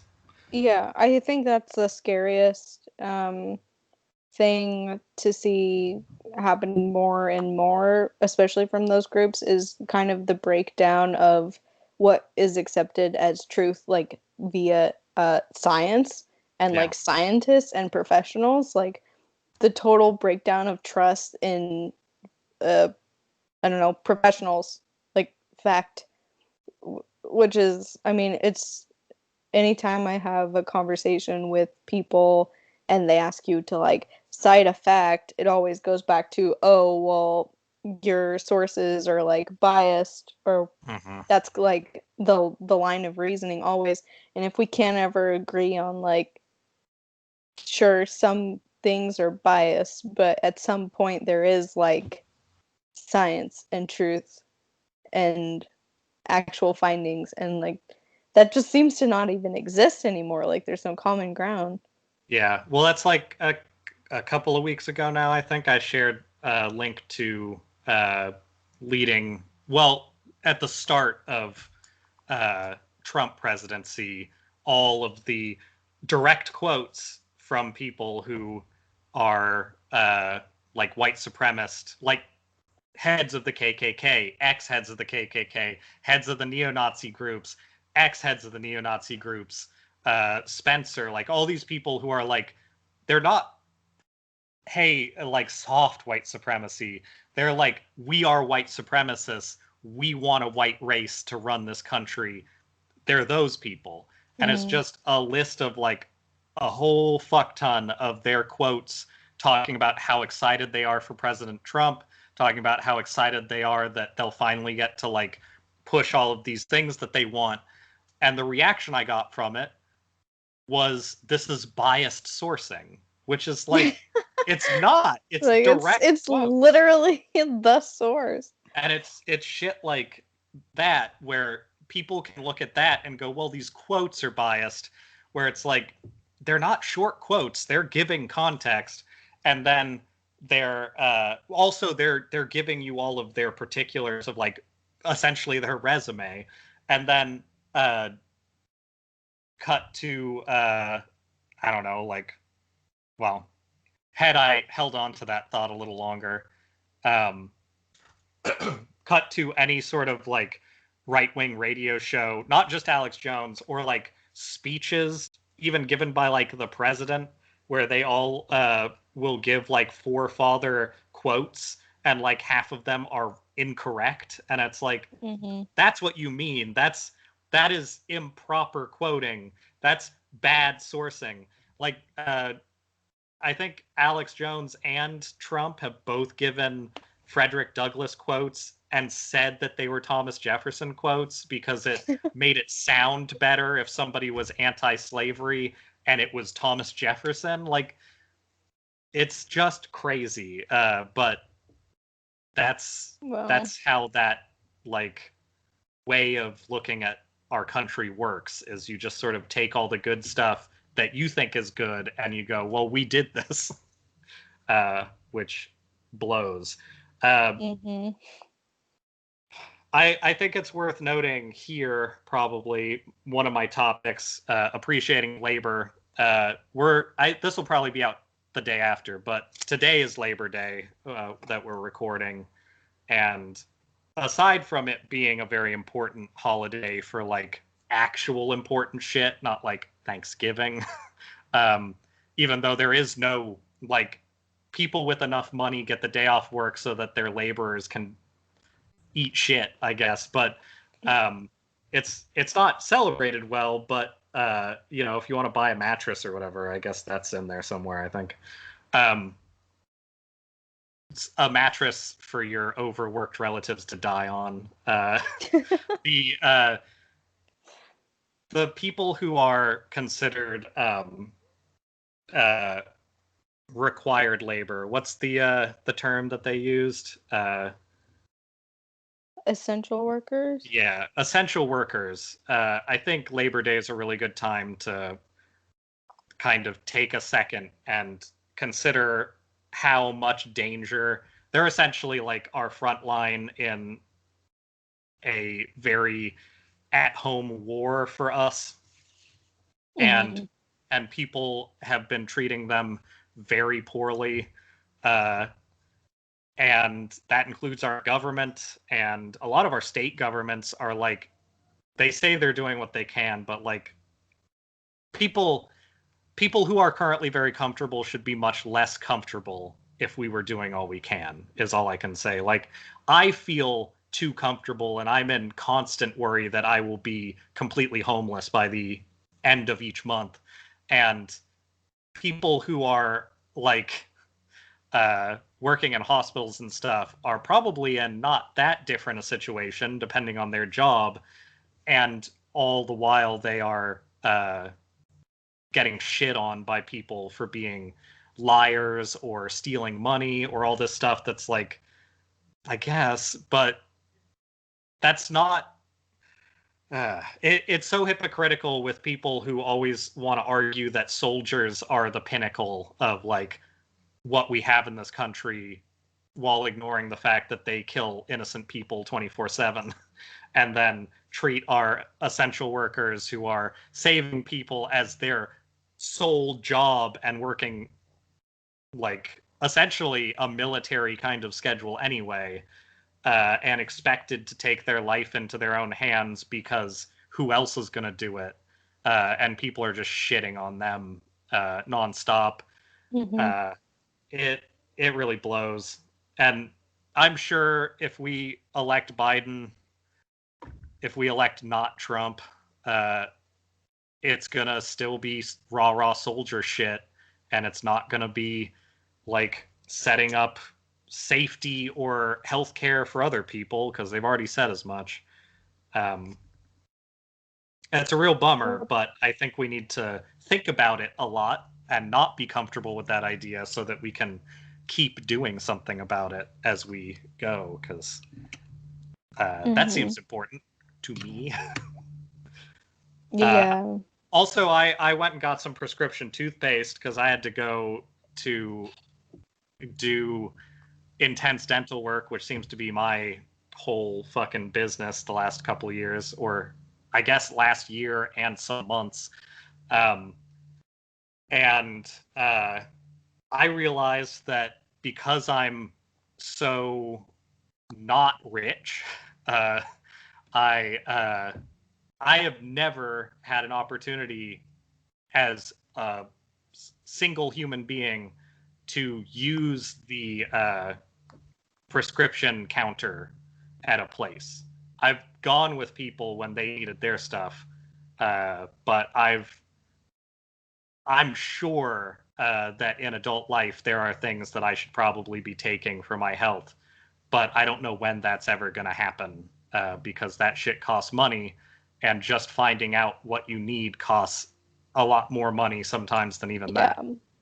that. And it's kind of frustrating and frightening thinking about us thinking about like some premiums on rich people going down and poor people still not having health care, and realizing that the only reason why we have like better life expectancy and all that is because of things that help track and regulate our physical selves and shit like that. So that's fun. Getting to think about that recently a lot. Yeah. And then if you, I mean, depending on the pharmacy or where you go to pick it up, you might be charged like triple the amount Mm-hmm. or not even be able to get it. I've been in that fun situation before. I mean, even with this, I did the wait around for 15 minutes for toothpaste, which is fine. I guess that if it helps them, 15 minutes is not that big a deal. But uh, they give you a big sheet that's like, we can't change anything without doctor approval and all this stuff. And they gave me like a completely different product that is technically usable, but it's that thing of like, I don't know. People want libertarianism, and that is sort of one of my topics a little bit here. But uh, the idea of being able to pick the things you want being tied to things like insurance is nothing. Like that doesn't mean anything unless you have a lot of money to back it up to. Mm. And everything about libertarianism breaks down to the point of, unless your version of libertarian is you don't want help for anything and you take responsibility if you do something that hurts other people still, which is the only way that that works and is one-sided against you in that case, uh, and you're not actually being responsible as a libertarian. So why is that more appealing to people than simply trying to make everything work better for everybody? Uh, I don't know. It seems like a very backwards way of thinking, but it seems to also be the exact way of thinking for everybody who is currently in a position to make changes. Yeah. Uh, and I've gone over it before, but the amount of propaganda we got as kids towards libertarianism is criminal. And now that they know how it happened, they know that there was all this funding from like the Koch brothers and other organizations specifically to have schools get benefits from them if they taught us about libertarianism in a positive light. It really seems like people should be upset about that. And everybody's just kind of acting like, eh, It's fine. And that sucks. I think if I went on a campaign of trying to fund, say I had fuck tons of money like them, and it made its own money off of it, and I spent that money on philanthropy to go find benefits to give to underfunded schools to make sure that they taught everybody that religion was evil, and that having any sort of patriotism came with the price of forgetting about the tyranny part. I think that there would be a lot of people who had a very big problem with what I was doing, and I would probably have a lot of people up my ass about it. But apparently, you can teach everybody that stripping healthcare and general like survivability from everybody who doesn't have enough money to make it on their own, that's fine. You can do that all you want. The same fucking people wanted us to not teach evolution, and that seems first petty, but also like if you want to be truthful about the idea of people's beliefs being important, why is that not considered as important as people's beliefs? Like, sure, it's science, so you can attach facts to it to the degree that we know, but like, isn't that still beliefs? Isn't that like just as important as everything else? I don't know. It's frustrating, but I am a very frustrated person 24/7, so it's best to save those conversations for when I've done research. It's hard not to be a frustrated person. Yes. So, yeah.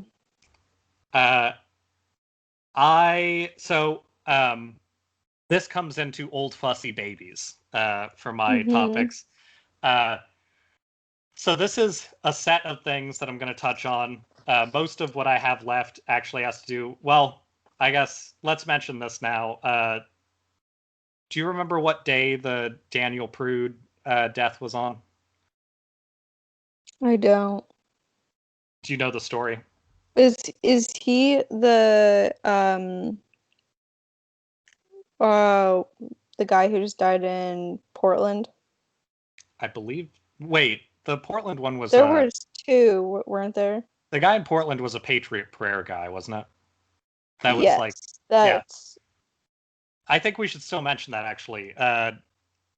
I think people hear the name Patriot Prayer and go, that's probably like an organization of religious patriots. Uh-huh.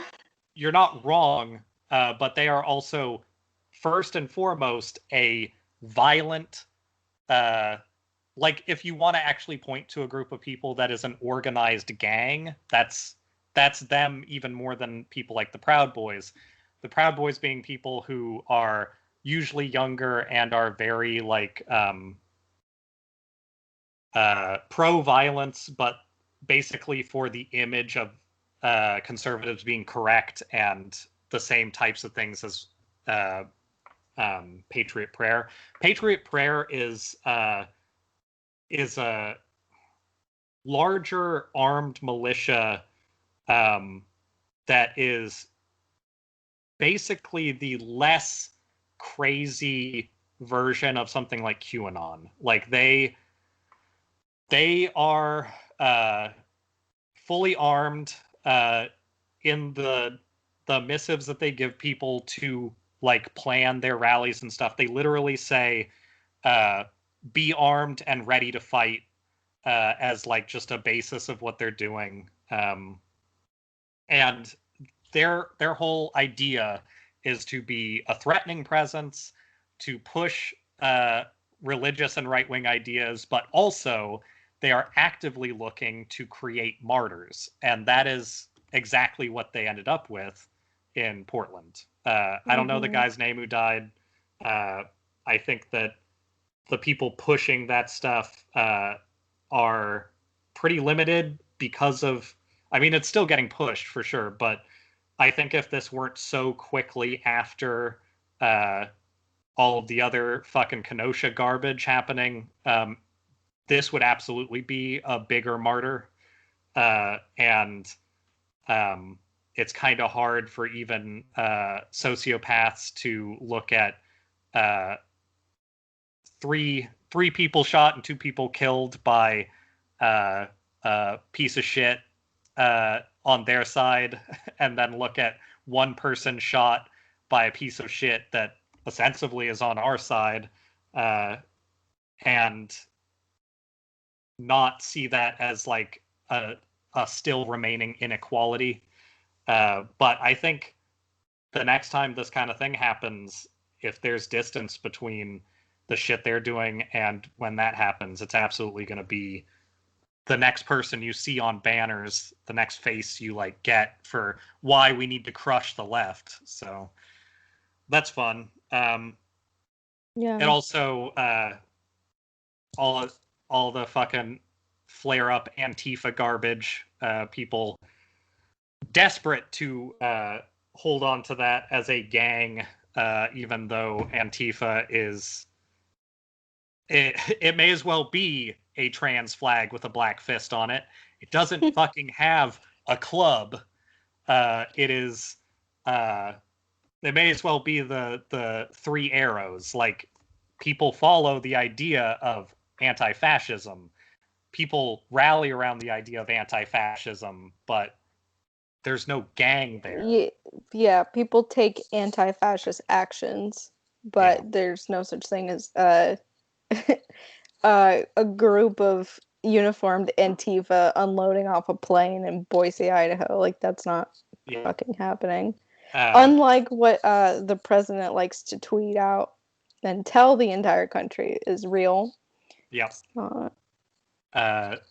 Also, just that Antifa super soldier thing mixed with the fact that every right-wing person still uses that kind of logic, but also says, well, they're all like little whiny babies. Yeah. Like, it just doesn't mix. It's if people pay attention to the news, they should already see that somebody's lying a lot, because there's like 4 different storylines that all can't exist together being told. But that telling is lost on assholes who just want an excuse to hate poor people and non-white people. So and LARP. Yeah. As a I mean, or not LARP, that fucking Navy SEAL, ex-Navy SEAL who made pipe bombs and threw them at people in Portland like a month ago. Yeah. Nothing ever happened to him. Yeah, his pipe bombs weren't very good. That's maybe an indictment on the Navy SEALs, but like, does that really seem like something that people should be okay with? While they're trying to also claim that like pieces of pipe that were thrown over a police fence were pipe bombs, and they show off like, see, there's a screw next to it. We know we got them now. Like, there's just a complete imbalance on it. And not to defend the murder of the Patriot Prayer why can guy. I not talk Patriot Prayer guy? Not to defend his murder, but the guy who did that, I don't remember his name, the like Antifa whatever self described Antifa guy. The cops found him and put like 40 bullets in him. Like, he's dead. Like, it's over. Like, there was no arrest made for that. So honestly, I hadn't heard that he wasn't arrested. So that's news to me. I don't know a whole lot about like the order of events. I know that he was like, he gave an interview to Vice at some point, and they aired that, I guess, and then the cops found him, and I don't know how that went, or if he was like resisting arrest. I don't know, but he's dead. Like, okay. Well, anyway, that's cool. Yeah, it just seems interesting that the guy who did the pipe bombs, like, not even arrested or, like, no charges, I guess. Yep. Self-described Antifa guy can't, I don't know, whatever. Yeah. I mean, Interesting. as per usual, like, what do they gain from killing him? Like, even in the case where he was violent towards them, they're not saying like that guy could have been incredibly unhinged or he could have just had very bad ideas, but like if you have a bunch of police, the way that people try to claim that it's a good thing would be we can still take him alive because we have equipment. Like that's the whole argument. Yeah. The idea that It's you're going to leave this person alive is sort of the whole point of having equipped police, but instead they just use that equipment to murder people. And mhm. like self-defense is one thing, but that's not your job. Like your job is to take people alive. That's the whole point. Like Yeah. if you're killing people, you're bad at your job. And that's I get it. There are situations where that's required to like preserve yourself, but I want to know just how far that goes in terms of like people's opinion because clearly they think it's okay to shoot protesters for being not nice to people. So what level of like adjustment to police would we even need to have a viable police force after this? Like the not finding a different way forward seems like an impossibility unless we just want like full Nazism here. You have to do something about it. Like full Gestapo. Like, yeah. Right. And then originally I think this was going to be a topic for me, and I dropped it, but I'll still mention it. So they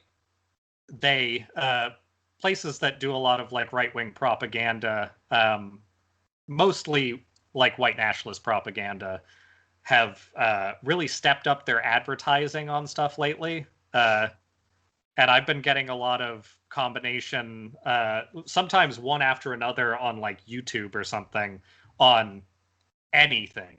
I often have YouTube on in the background, and I I watch some left leaning things, but a lot of what I watch on YouTube is very neutral. And um, the amount of like anti universal healthcare stuff I've seen is disturbing. Like I've Yeah. seen 3 different like pretty regularly shown advertisements that are uh, not really even necessarily Republican seeming, just out there that are saying that by having universal healthcare we destroy our country. There's also been like PragerU, noted dipshits. They put out a huge amount of money, I think, behind their new anti-defunding police video. Uh, and they got some asshole professor to stand there and tell people that actually we should be funding police more. And they start the video with a, I thought it was satire until I looked and saw what the production came from. Because I Uh, wasn't looking at it, I was working on my computer, and then it's a thing started up, and it's like a lot of people in communities got together last month, or it was some weird setup like that. And somebody raised their hand and said, "But why would we do this? The cops are our friends." And that's literally how it starts with that idea. And it's the way it's being said is this thing like, okay, so the next line is like, maybe we shouldn't think of the cops as our friends when they have a job to do or something. Like I figured it could still be like the Democrats' version of like propaganda, but I assumed it wasn't gonna be, and they are, and that is the video. The video is a 6-minute long video about all of the ways that cops are your friends. And it's also talking about how funding cops actually makes everything better, but all the stats they're giving are like, yeah, but that's a stat from like a place that like didn't have a police force, or like that's a stat from something that has nothing to do with policing, and you're just throwing it in there. Like it's these one of the things that they prop up is once we started doing targeted research in New York, that's when crime dropped, ignoring all of the crime drops that came from like regulations and stuff like that. So they're taking like the middle of the road Bloomberg approach of like, well, when we did stop and frisk and all that stuff, that's when crime went down. It wasn't a fear campaign. It was actually like really good for the community. And then they cite, they don't use race at all. They cite people who are in apartment buildings in New York because they love using New York as like a liberal mecca for that.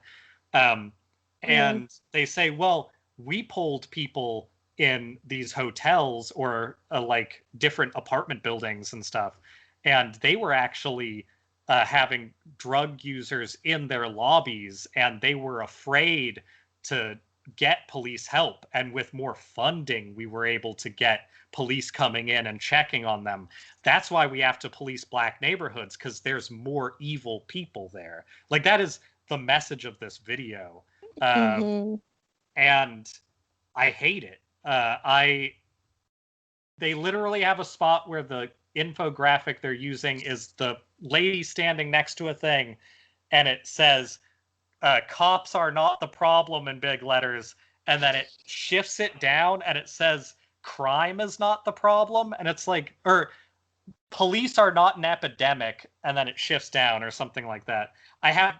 I took a bunch of pictures while it was on because like I wanted to remember it, but it was one of those things that's just everything about this is wrong. Everything about this though is very specifically designed to support like frightened boomers, and it'll probably work because a lot of people put stock in that fucking psychopath's advertisement like front for information. It's the worst. But I saw that that one was sort of the most notable propaganda of the week. But I have been getting for, I don't know, a couple years, but I didn't really realize that it was a concerted thing. Like it was an actual campaign. It just seemed like some of the dumb fucking ads that show up on YouTube. You probably seen this if you use YouTube. But there's a like web series called Love Gov that is kind of weirdly secretive when you watch it as to where it came from. And it's a like a short form sitcom about it's literally a thing about like an abusive boyfriend, but like emotionally abusive, and then he's both a landlord and like dealing with like his girlfriend. And the episode that came up, and they're like maybe 5 to 10 minute episodes, before a video that was starting, I let run for a bit, and it was he's a stand-in for the government, but it's like it's not written as like the kind of satire where it's super obvious. It's just very obvious when you actually watch it. And he is trying to like, they're basically using mansplaining as like their version of what the government does to his girlfriend, and then buying her like health plans without her knowledge and describing them to her. And it's not good. Like it's very stupid. But it sounds really bad. The only reason why I had well, it starts off with him being I think he's a doctor, and it starts off with him coming in and telling her all the things she's going to do for her health, which is one of those things that's like, And then it ends with him saying like they're also going to start dating or something stupid like that. It's this weird, like, you could make a case for this being an idea for a show in a show that's about something, but in a show that's just libertarian propaganda, it's not very good. Yeah. And that's what it is. I had seen an episode before that was him as Three People's landlord, and I had just had it running because I was like doing other shit, and it starts off with a stupid guy deciding he has money, so he's just going to buy property and rent it, and then he rents it to people, but he says he'll get the best deal if they don't work as much and if they are like essentially more diverse, and if they have like healthcare benefits coming in and all this stuff. Like he's essentially portraying the government as like trying to put everyone on welfare to ruin their lives, but as long as it's good for them, which also, like, I don't think that tracks with even what people are saying in the government in terms of like the dumb people. Like, people still think that welfare is destroying the government. Why would the government act like it's not doing that if that's your vision of the government? Anyway, I saw that, and I saw like 2/3 of it, and was like, this is very stupid. And then I saw this one, and it was him like getting his sort of captive girlfriend healthcare that includes healthcare for children being paid towards, even though she doesn't have kids. And it's this like, but I don't even have kids kind of response, which is like, okay, so we've worked in these two bits I've seen, taxes are evil, healthcare is evil, the government is evil, giving people who are in need benefits is evil, like all of this stuff. And so I decided I wanted to find out where it came from. This is sort of a 3-part thing, and I think every one of these parts actually I need to look into more, but I just want to give an overview.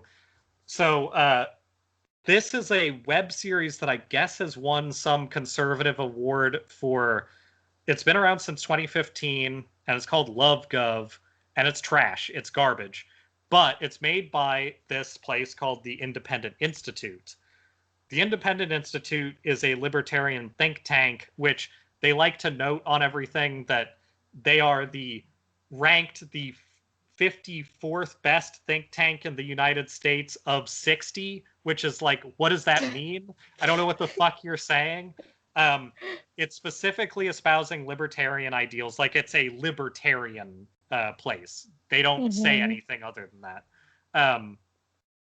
And they are basically just an active libertarian propaganda place. Like, they are making media to try and push specifically libertarian ideas at people through the internet.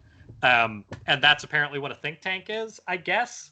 But I guess they're well respected by somebody. And then I wanted to look into that, and it turns out you can't. The Libertarian Institute essentially is secretive about everything except like who runs it, and seems weird since they're an outreach place that you can't really interact with them at all. So that was a big red flag. Also, their information is limited, but their Wikipedia information has one of those giant warnings on it that's like, most of what's here is probably edited by people who are too close to the company or institute to be trusted. So maybe don't use this webpage, which was already like also a big red flag. And then I decided to look into the person who runs it, which is somebody named David J. Thoreau, who is considered I guess, a great libertarian thinker by some people. And a lot of the stuff that comes up, first off, if you're looking for information on him, if you're rich, you can just get rid of it. It doesn't exist. So David J. Thoreau, you can find like his like, I think his marriage records. You can find like facts that show that he's a human being. and you can find all of his charitable work like right away. That stuff's on like page 1 through 3. So like very very front facing but very manicured. Literally does not have a Wikipedia page. It's like locked. You're not allowed to talk about this person, I guess, which is very strange. So there's no reference to him as a person on like public editing style media. All of the stuff that you find is like manicured content that literally starts with the same byline for everything. So if you look through all of these different sites and charitable places, every single description is David J. Thoreau is something and runs or is the like CEO of Independent Institute, a well-renowned something something. Like it's the same 3 lines. You get the exact same ad copy for every single result on him. And so the only things that I could really find that have description of what he actually does without a lot more research is his writing. And he has been part of writing a whole bunch of books on libertarian ideas. And a bunch of them are like responses to ideas he disagrees with, which is always a fun place to start on stuff. Usually tells you that you're definitely in the right if you're a very, very secretive person and all you want to do is talk about how other people are wrong. It doesn't raise any flags on that either. So his most popular writing that I found was about it was about discussing politics and I think the Catholic Church. Like it that seemed, and he's also, his labeling on stuff is specifically Christian libertarian leader or whatever. So so he is I have questions as to whether he's actually very religious, like I usually do with people who have a lot of sway and power, but he definitely uses it as a label. And this writing for his most like popular writing is about refuting somebody else's opinions that like the what it was specifically having to do with, like I think Pope Francis, what he was writing about, and who honestly who could give a shit? Like I come from a Catholic family. If anybody cares about the Pope, I should. I don't. And his argument is started by, hey, this guy says that the Pope needs to be more humanitarian, essentially, and I think that's stupid.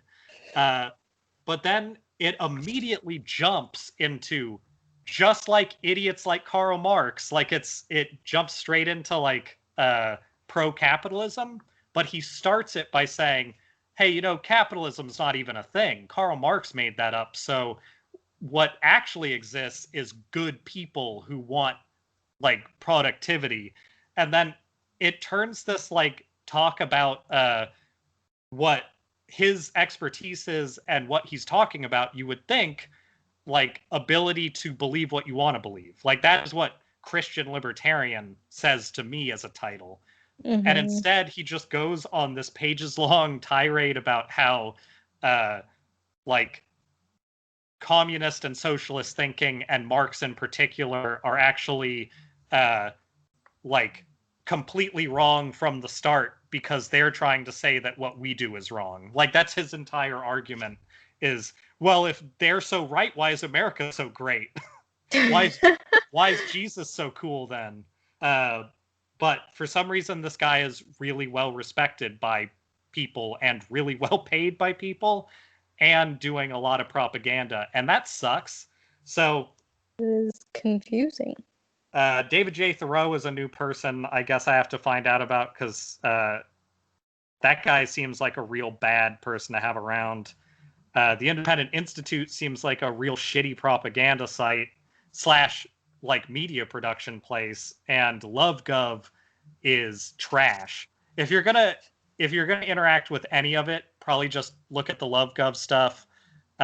Maybe in incognito mode, because it seems like that could really fuck up your whole deal. But it's as bad and probably worse as it sounds like from me describing it. It is real stupid.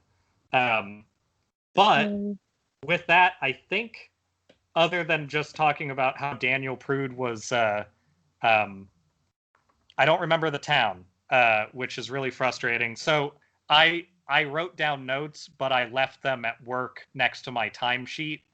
And now I'm unfortunately a lot of the things that I took down while I was signed out and waiting for my ride, I don't have access to, and I didn't have time to look it up again for today.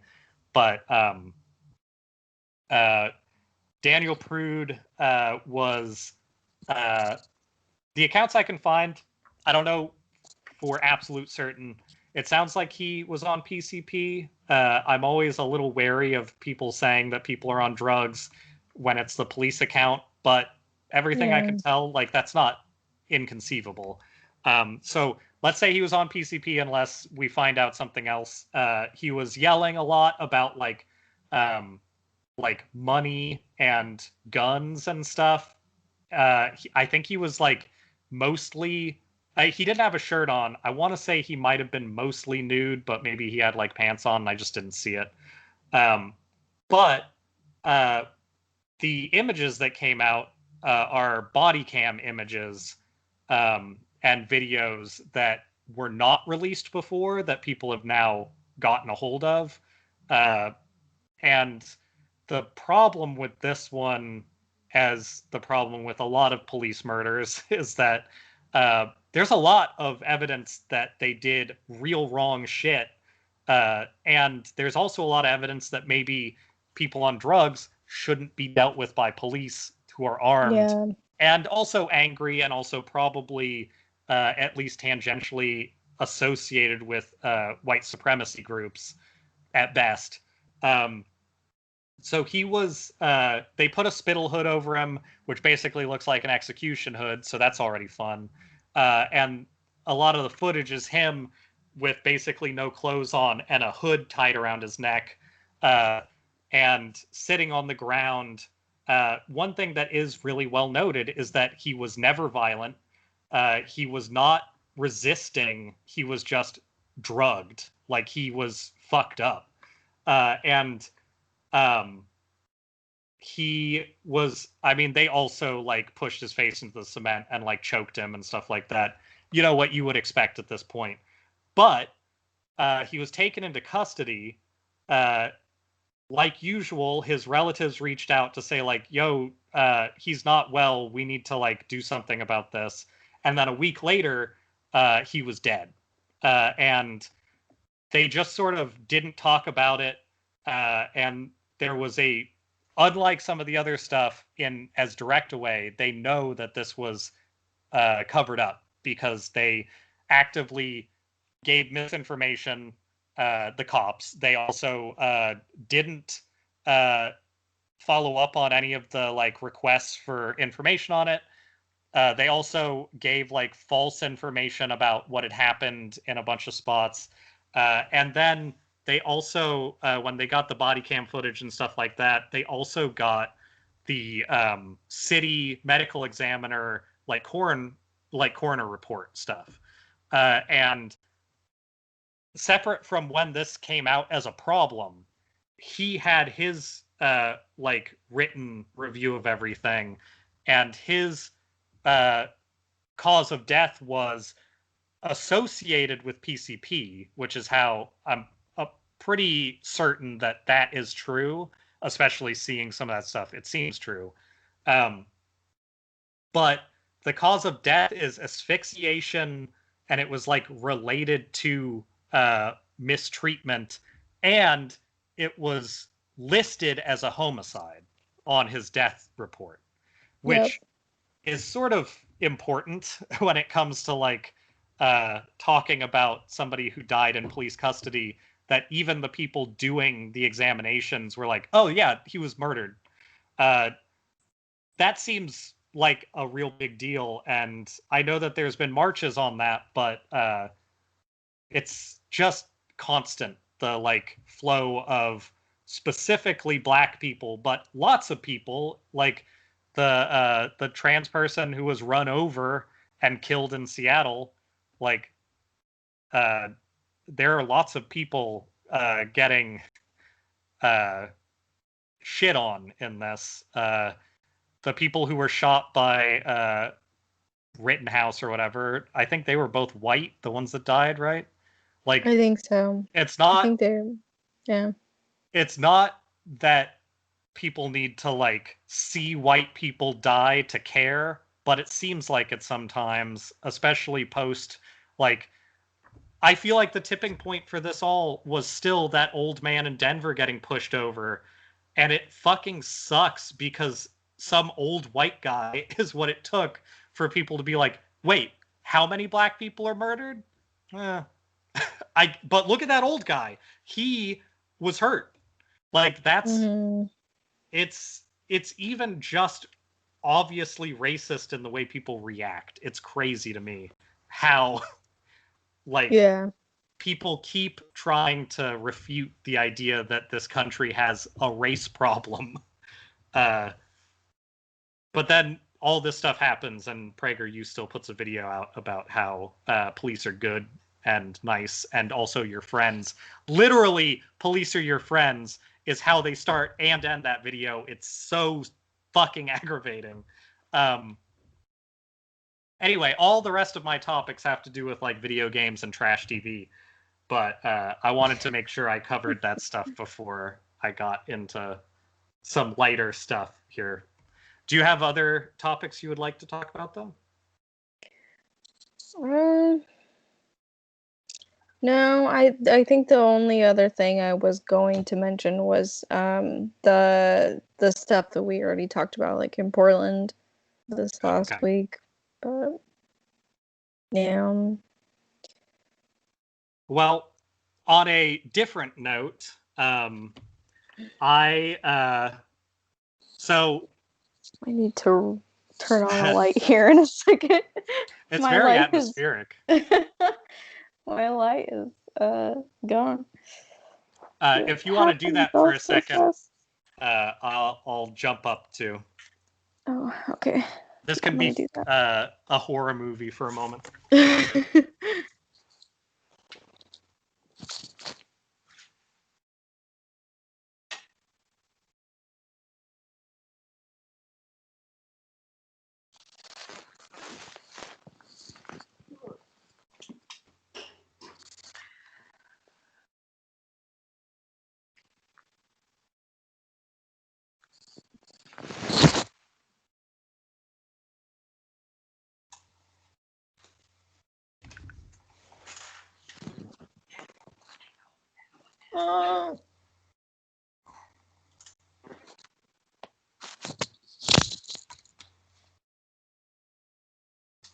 Oh, this is a good framing. That's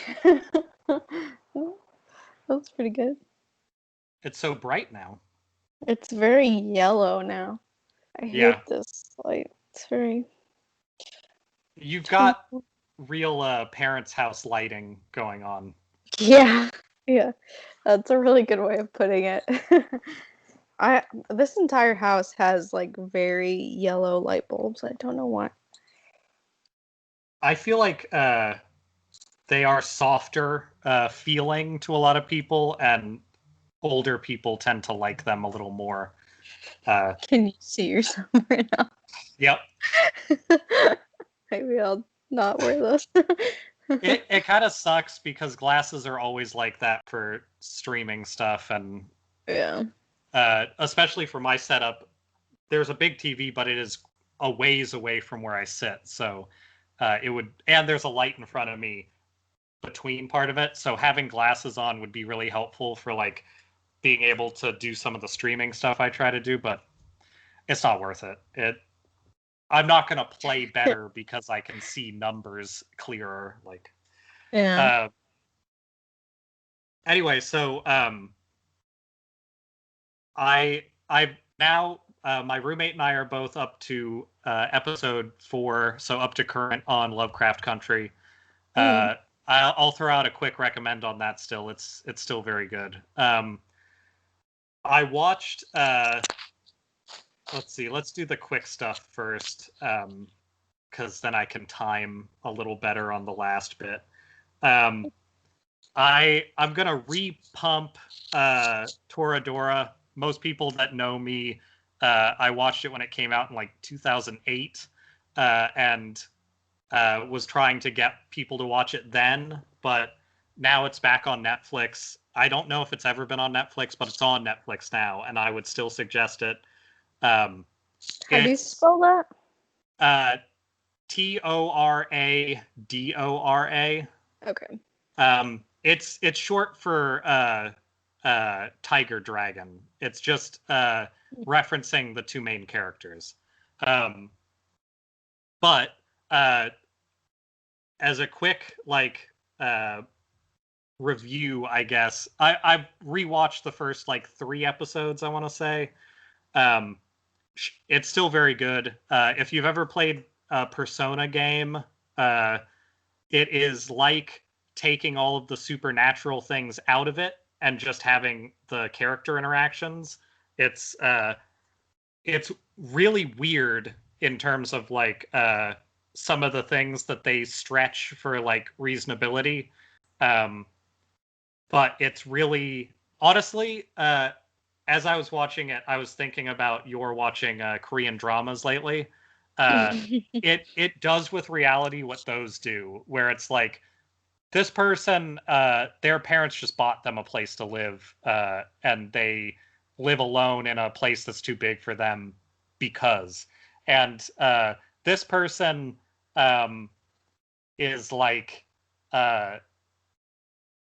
only good at a few things, but very good at those things, but somehow like also an appealing character. And the character interactions are really good. The for being an anime, the cheesecake level is not bad. Like they don't overdo it on that stuff. The I don't know. It's hard to describe without kind of pushing some of the storylines, but the writing is fun. Like it's well written, but it's well written like a show that is meant to be fun to watch. So it's not like meandering and stuff like that, which if you've seen much anime, you know it can be meandering and obnoxious. Mm-hmm. The main idea behind it is a girl who is very angry and very short, is like sort of a not good at very much, but is very like tough and likes to beat the shit out of people if they're upset. Yeah. But the other main character is a guy who I think his dad was killed or something, which never becomes really an issue. He's either gone or dead. But his dad was a very threatening looking gangster, and now he has a face that is kind of unpleasant to people. So everybody just kind of labels him as a like a delinquent. But all he really likes to do is like housewife work. Like he cooks and cleans and like takes care of his like very flippant mom, who is also a very good character. And like it is very securely a comedy even before it's in any way romantic, which it has bits of, but I think it's mostly just at the very end. Like it has people being sad like a romance would, but it's never like drawn out. It's always just kind of like people being mortified about something and like freaking out, not like I'm gonna sit here and cry for a while. which is not a show I would necessarily want to watch so much. Yeah. And the story starts off, especially in like the first half, it's two people who are very notable people at their school who are friends with the opposing. So it's the two guy and two girl friend groups. And it turns out that delinquent looking kid and angry girl are friends with each other's crushes. So they start like trying to help each other figure out how to ingratiate themselves. But all of the things that they do, it also like fills out backstory as it goes. Like one little piece of backstory that's very early on is that the angry girl constantly has been taking creeper photos of the guy she's into, but she gets so excited that she jumps around with the camera and all the pictures are blurry and shitty. But she's like very into this album of terrible pictures. So there's scenes early on of her flipping through this book of just like awful pictures and just like being very into it. And there's a lot of comedy sort of along those lines that I appreciate. It doesn't take romance too seriously, which is always sort of my problem with stuff that takes place in like 17-year-old range of people where it's like, I don't want this to be serious. Like it should be a little bit like flippant when it comes to that stuff. Yeah. But I think people should watch that if they want something fun to watch while they're stuck inside. And then I also watched on HBO. There's been a lot of ads for it, so other people might have seen them but not watched it. It's Raised by Wolves. It's like a sci-fi series they started. It's worth watching. I've only seen the first episode. I think that it's produced by Ridley Scott, which is why it's getting so much praise, I think. And it's not bad. I am enjoying it so far. But there is a very clear bias showing up of like an overarching theme consisting of there was a war on Earth that had to do with religious people and people who just wanted rationality and like automatons. And they had a war, and they both ended up finding little ways to leave Earth to colonize other places because Earth was kind of fucked up, I guess. Okay. So like that's a very basic start, but my first thought was, okay, like that's an interesting premise for talking about stuff. So you start with this family. It's literally two androids named Mother and Father, and a bunch of like fetuses that they're going to like raise up and then try to start like a society. Like that's the idea. And then at some point in the first episode, you find out that there was a expected to maybe not be successful, but a like arc of like the religious group of people that also was looking for a place and ended up on the same planet eventually. And it when it started, it felt like they might be kind of pushing the sci-fi idea of like, it's still, you can still have beliefs in some fashion, even if you're like fully believing in science as the way forward. But the further it got into episode 1, the way it was written, the more it seems that their actual agenda, not that it's necessarily a purposeful like agenda, but like their theming is that without religion, there's just something missing from people, which is sort of that like, I don't that kind of bums me out in a science fiction thing. And I would be okay with that, and I'm still okay with it to where like I'm watching it and enjoying it, but I think they were cowards because they took what is sort of some people's idea and said, let's make AI really advanced and it's going to help people do the best things and make the best decisions to like propagate themselves again. Fine. Like that's a realistic enough view of like what people want. On the Right. religious side, they had to make the religious people flawed as well, but now they're not a modern religion in the future anymore.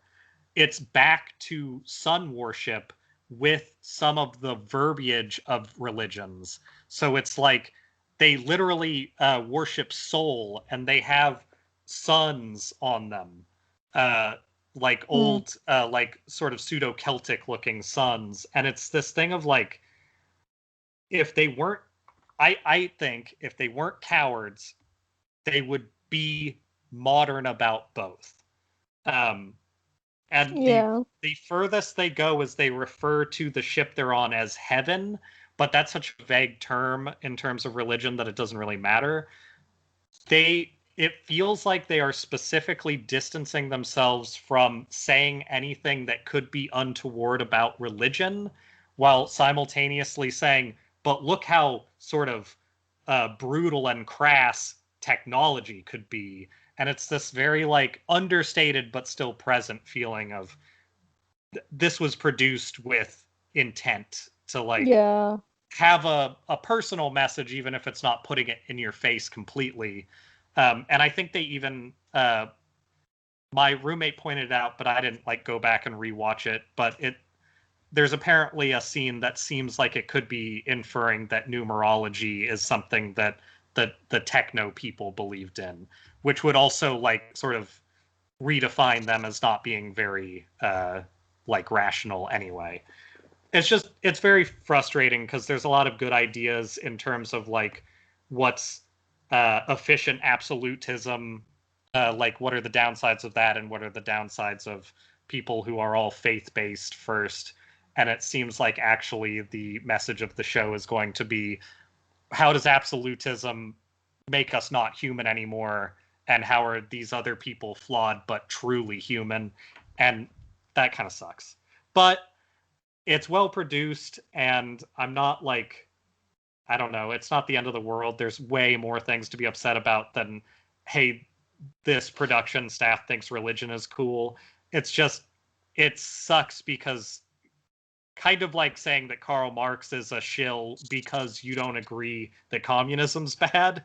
Mm-hmm. There's this idea of just sort of looking at other people's ideas and discounting them wholesale because you don't happen to think that that's good enough for you. Where like if it were religion, people would be upset if you just said I don't follow it. Like it takes so little on the other side to be shitty, and I don't know. There's one very sensitive side, I guess I would say, and it's not the side that they say is very sensitive most of the time. Um, and I just realized that I had one other thing to mention, and it's that uh, EA, the video game company. Um, Yeah. I just want to shout out to them of never letting go of their morals. They're releasing a Sims 4 stuff pack that's got Star Wars stuff in it, and it sounds like it has Oh, a recreation of a fully, I guess, non-interactable version of the Star Wars like theme park that Disney built, seriously. which would be very cool, except apparently it's a very underwhelming amount of stuff. It makes no changes to the game, Mm, so you don't even interact with the stuff in the Disney, like Star Wars stuff. Uh, and it's the same price as the things that do a much more like involved change. Uh, mm, and that's a bummer. I'm totally willing to let it ride out and see if they like make it better because Guilt could do that. But I just want to shout them out because 2013 and 2012 they got like the worst company in America or something. Like they won essentially you are a terrible company awards, and that was right before The Sims came out, Sims 4. So I'm excited to see if they follow suit and just put out this Star Wars advertisement for like $10, or if they actually make a change. But we'll keep eyes on that because I like The Sims, but I could totally see them just dumping trash out the door. They've had people coming out and saying like, no, it's cool actually though, who work there, of course. But I guess we'll have to see on that because I would like cool stuff to add to The Sims. I would love for that like amusement park model to be interactive because it'd be so cool. And how like timely would that be because no one can go? Well, actually, I guess they might be able to go. I think Disney is somewhat open. Disney has been open for a while. People who are reasonable about their health won't go for a while. Right. But yeah, it feels like it would be an advertisement either way, but if they make it bad as well, it's going to be interesting. Yeah. It'd be one thing if it were a free update, but having it be like a $10 or maybe 15, I don't remember how much that stuff costs full price. I don't buy a lot of full price stuff. But we'll see. Just to like walk around. That would be... Well, and walk around as a sim, and I guess be near things that look like things that might exist in real life. One other video game thing, I saw that Tony Hawk was $30 instead of full price at launch, so I bought that with money I expected to pay on my dental visit that I got discounted, and that was an excellent idea because that is still fantastic. And they added like 8 more modern, younger skateboarders to the roster. So there's like a block of people you can play as, and they all have like videos about their current work and stuff. It's very cool. It's all voiced, like all the people have their own sounds and like sayings and stuff. That's cool. And they all have, one of the things I always liked about, being sort of a skate kid and then having Tony Hawk come out and like fully embrace it. They all have very appropriate stats. Like Rodney Mullen is one of my favorites, and he's always done a lot of like ground tricks and manuals, but they actively give him shitty stats on everything else he does.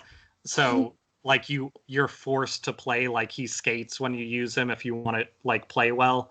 And I think stuff like that's really cool. They also got some of the current like upcoming stars from Brazil and Tokyo and stuff. They fully scanned them in and their characters in the game. And that stuff's all really cool. So if you're looking for a pretty cheap way to get a lot out of something and you have a PlayStation 4 or anything else, I think it's on everything. That's a good game to get. I've never played any of those, but they sound fun. They look fun. They're not only really fun, but you can play for 2 minutes to infinite, and each run is 2 minutes. So like your skating after 2 minutes gets tabulated and scored and all that stuff. So it's very much a like well manicured amount of time to do any amount of it when you want. I'm not going to say I didn't play it for like 2 straight hours the other day and feel like it had been 10 minutes though. So be warned, I guess, if you do get it. Yeah. My cat is in here. Maybe I can get and dog, but dog is what? Spicy, come here. He does not want to be on the pod. Spicy, come here. I'll give you a treat. Oh no, not you. I gotta get him. I want to see Come here. spicy. Oh, Mama's doing things. Move him towards the center so he's framed in. Yeah, that's some good cat. Does he look sufficiently grumpy? He looks a little grumpy, a tiny bit greasy, but 100% cat. Yeah. I can confirm that is the texture. I've been considering trying to give him a bath, but I don't think that will go very well. But he feels like he needs a bath. You should look up stuff you can comb through your cat, because I think there are things that can help without water. Yeah, that's what I've heard. Maybe we'll try that. He is like matted on parts of his body because he has decided it is not important to stay clean when you're old. Yep. So that is a classic old cat move. I'm gonna lay down and do nothing except get dirty. Hey, you see a lot of old people's hair. That is not uncommon either. Well, I think we're about bejabbersed out on my end, but I imagine you don't have any instruments over there? I don't. I didn't bring any. Well, I have a terrible idea.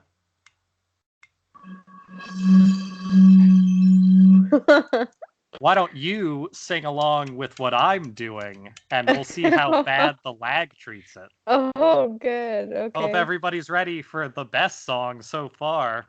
Are you ready?